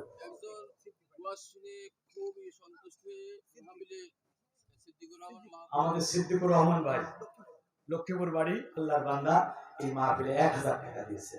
আল্লাহ কোরআনের জন্য তোমার বান্দার এই দান কবুল করো। জোরে বলেন আমিন।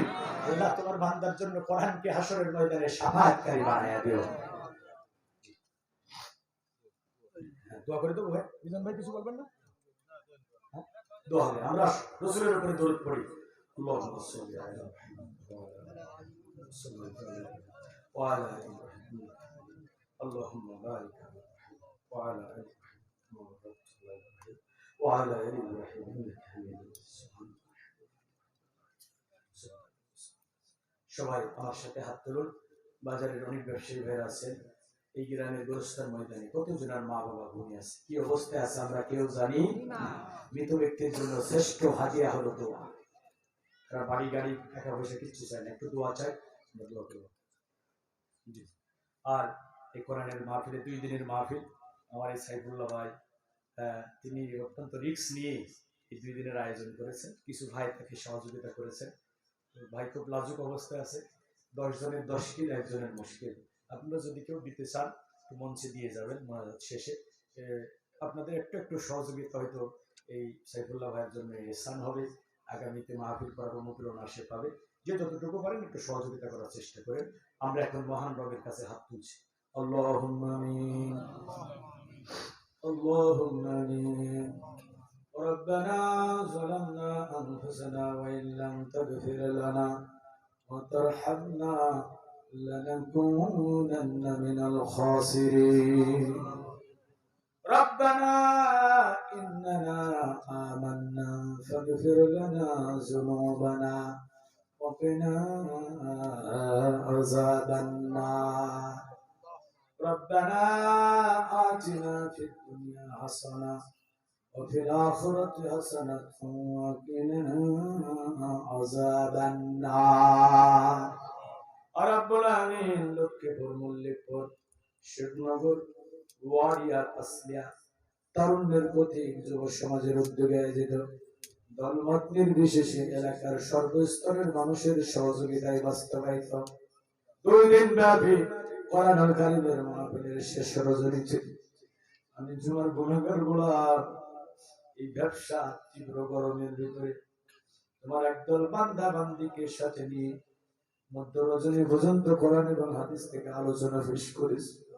তোমার বান্দা বান্দিরা সারাদিন মাঠে ঘাটে কাজ করেছে, ব্যবসা বাণিজ্য করেছে, তোমার বান্দিরা সংসারের কত দায়িত্ব পালন করেছে। আমার কোরআনের মহাব্বতের চাতক পাখির মতো মধ্য রজনী পর্যন্ত বসে আছে।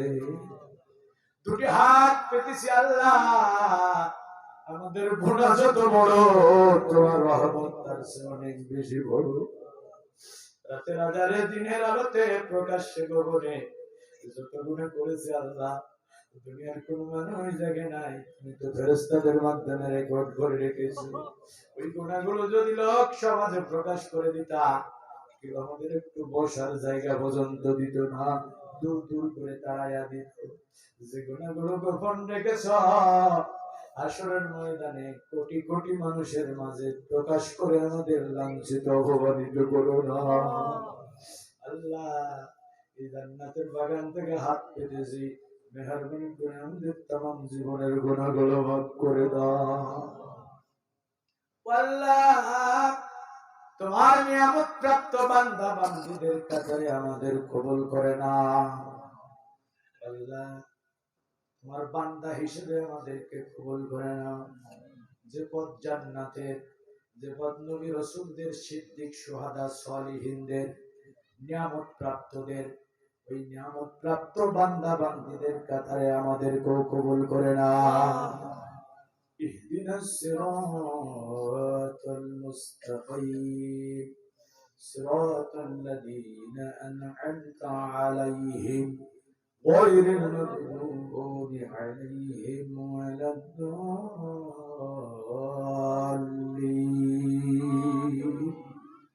আল্লাহ, তোমার কাছে হাত পেতেছি, আল্লাহ আমাদের সারা জীবনের সাইয়্যিদ গুলো হাসানা দ্বারা পরিবর্তন করে দাও।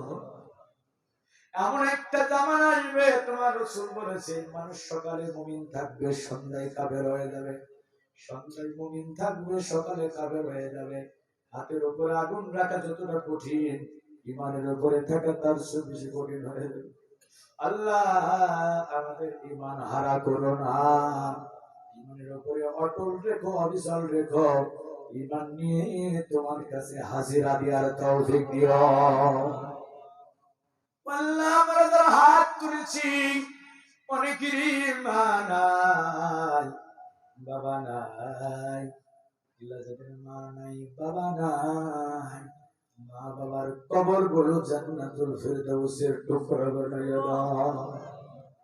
আল্লাহ, বাজার থেকে বাড়িতে আসতে দেরি হলে মা জননী বিছানায় আরাম করে ঘুমাতে পারে না। বাড়িতে আসার সঙ্গে সঙ্গে স্ত্রী ব্যাগের দিকে তাকায়, ছোট ছোট বাচ্চারা পকেটের দিকে তাকায়। জনম দুঃখিনী মা সন্তানের মুখের দিকে তাকায়, কয় বাজান রে আমার, মুখটা শুকনো হয়ে গেছে, সারাদিন মনে হয় কিছু খাস না। এই দরদি মাকে আমরা যারা হারায়া ফেললাম, আমাদের সবচেয়ে ভালোবাসার পিতাকে যারা আমরা হারায়া ফেললাম, আল্লাহ মেহেরবানি করে আমাদের মা বাবার কবর গুলো জান্নাতের টুকরা বানায়া দাও। মার জন্য, বাবার জন্য তুমি তো নিজে দোয়া শিখিয়ে দিয়েছ। সকলে আমার সাথে সাথে পড়ুন, রব্বির হামহুমা কামা রব্বায়ানি সগীরা। আবার পড়ুন, রব্বির হামহুমা কামা রব্বায়ানি সগীরা। আল্লাহ, আমাদের বাবা আমাদের জন্য কত কষ্ট করেছে। আমি ছোটবেলায় দেখেছি আমার বাবা একটা মহিলা ছেঁড়া জামা গায়ে দিয়ে লাঙল চষত, আবার ওই জামাটা গায়ে দিয়ে বাবা বাজারে যেত। আমরা লেখাপড়া শিখেছি, আমাদের জন্য বাবা নতুন নতুন জামার ব্যবস্থা করে দিয়েছে। বাবার একটা আপেল কেউ খেতে দিয়েছে, বাবা খায় নাই, কেটে করে নিয়ে এসে আমাদের মুখে তুলে দিয়েছে। অসুস্থ হয়েছি, আমাদের মা বাবা সারা রাত প্রদীপ হয়ে শিয়রে বসে থেকেছি। আমি যখন ঢাকা মেডিকেলে অসুস্থ, জীবন মৃত্যুর সন্দেহ, আমি দেখেছি আমার মা সেজদায় করে কাঁদতো, আল্লাহ আমার জীবনটা নিয়ে নাও, বিনিময়ে আমার খোকারে তুমি ভিক্ষা দিয়া দাও। এই মা যাদের নাই, বাবা যাদের নাই, আল্লাহ মা বাবার কবরে জাহান্নামের আগুন লাগাইও না। মারে মাফ করে দাও, বাবারে মাফ করে দাও। আমাদের মা বাবা যাদের জীবিত আছে, কলিজা ভরে খেদমত করার তৌফিক দাও। মা বাবার নাফরমান সন্তান বানায়ো না, মা বাবার খেদমত করে তোমার নৈকট্য হাসিল করতে পারি আল্লাহ, সেই তৌফিক দিয়ে দাও। রব্বুল আমিন। আল্লাহ, আজকের মাহফিলের সভাপতি বয়োজ্যেষ্ঠ বয়োবৃদ্ধ জ্ঞানবৃদ্ধ জনাব আব্দুল আজিজ মাস্টার, তোমার গোলামকে মৃত্যু পর্যন্ত ঈমানের উপরে, ইসলামের উপরে অটল অবিচল থাকার তৌফিক দাও। আজকের মাহফিলের পরিচালক জনাব মোহাম্মদ জিয়াউর রহমান শেখ, আল্লাহ তোমার গোলামকে দ্বীনের পথে কবুল করে নাও। আল্লাহ, আজকের মাহফিলের প্রধান অতিথি, এই ক্যাম্পের সুযোগ্য ইনচার্জ আমার ভাই এসআই মিজানুর রহমান, আল্লাহ তোমার গোলামকে রহমতের চাদরে আবৃত রেখো। তার পরিজার টুকরা সন্তান এখানে বসে আছে, 10 পারা কোরআন হিফজ করেছে, আল্লাহ আমার মিজান ভাইয়ের কলিজার টুকরা সন্তান তারে তুমি বিশ্ববরেণ্য কোরআনের মুফাসসির বানাইয়া দিও, দ্বীনের ফকিহ বানাইয়া দিও। আল্লাহ মা বাবার চক্ষু শীতলকারী সন্তান হিসেবে কবুল করো। রব্বুল আমিন। আল্লাহ যত তোমার বান্দা বান্দিরা এই তীব্র গরমের ভিতরে রাত জেগে জেগে কোরআন শুনলো, জীবনের কোন আমল যদি পছন্দ না হয়, হাসরের ময়দানে কঠিন মুসিবতের সময় আজকের এই 2 দিনের কোরআনের মাহফিল আমাদের নাজাতের ওসিলা বানাইয়া দিও। আল্লাহ হাসরের ময়দানে কোরআন হয় কারো পক্ষে শাফায়াত করবে অথবা কারো বিপক্ষে মামলা ঢুকে দেবে, কোরআনের মামলার আসামি বানায়ো না আল্লাহ, কোরআনের মামলার আসামি বানাইও না, তোমার রাসূলের মামলার আসামি বানাইও না। মৃত্যুর আগ পর্যন্ত কোরআনের সাথে থাকার তৌফিক দাও, জানমালের কুরবানি করি তোমার কোরআনকে বিজয়ী করার আন্দোলনে শামিল হওয়ার সৌভাগ্য নসিব করে দাও। এই লক্ষ্মীপুর বাজারে যত ব্যবসায়ী ভাইরা রয়েছে আল্লাহ সকল ব্যবসায়ী ভাইদের ব্যবসা বাণিজ্য বরকত দিয়া দাও আল্লাহ। সেই 2010 সালে ইপাসলিয়া হাই স্কুল মাঠে তুমি আমারই আনিয়েছিলে, আমার ভাই মাওলানা আব্দুল রাজ্জাক খান, সেই থেকে ভাইয়ের সাথে পরিচয়, রক্তের সম্পর্ক নাই, কলিজা দিয়ে ভালোবাসি আল্লাহ। কলিজা ভরে আমার ভাইয়ের জন্য দোয়া করি। আমার আব্দুল রাজ্জাক খান ভাইকে আল্লাহ তুমি দুনিয়া আখিরাতে সম্মানিত করো আল্লাহ। কোরআনের জন্য একদম নিবেদিত প্রাণ সৈনিক হিসেবে তাকে কবুল করো। আমার ভাই মাওলানা আব্দুল মাজিদ সাহেবকে আল্লাহ তুমি কবুল করে নাও। আমার ভাই সাজ্জাদ হোসেন হৃদয়, সেই 2010 সাল থেকে ভাইয়ের সাথে পরিচয়, ভাই আমাকে কোরআনের জন্য হৃদয় দিয়ে ভালোবাসে আল্লাহ। তোমার কাছে ভিক্ষা চাই, আমার সাজ্জাদ ভাইকে তুমি কোরআনের জন্য ভিক্ষা দাও আল্লাহ। থেকে তুমি ওমর ইবনুল খাত্তাবের মতো ইসলামের জন্য কবুল করে নাও আল্লাহ। তার গোটা পরিবারকে তুমি রহমতের চাদরে ঢেকে রাখো আল্লাহ। আল্লাহ এই মাহফিলের জন্য দিন রাত পরিশ্রম করেছি আমার ভাই মাওলানা কারি সাইফুল ইসলাম, আল্লাহ তোমার এই যুবক গোলামের খেদমত তুমি কবুল করে নাও।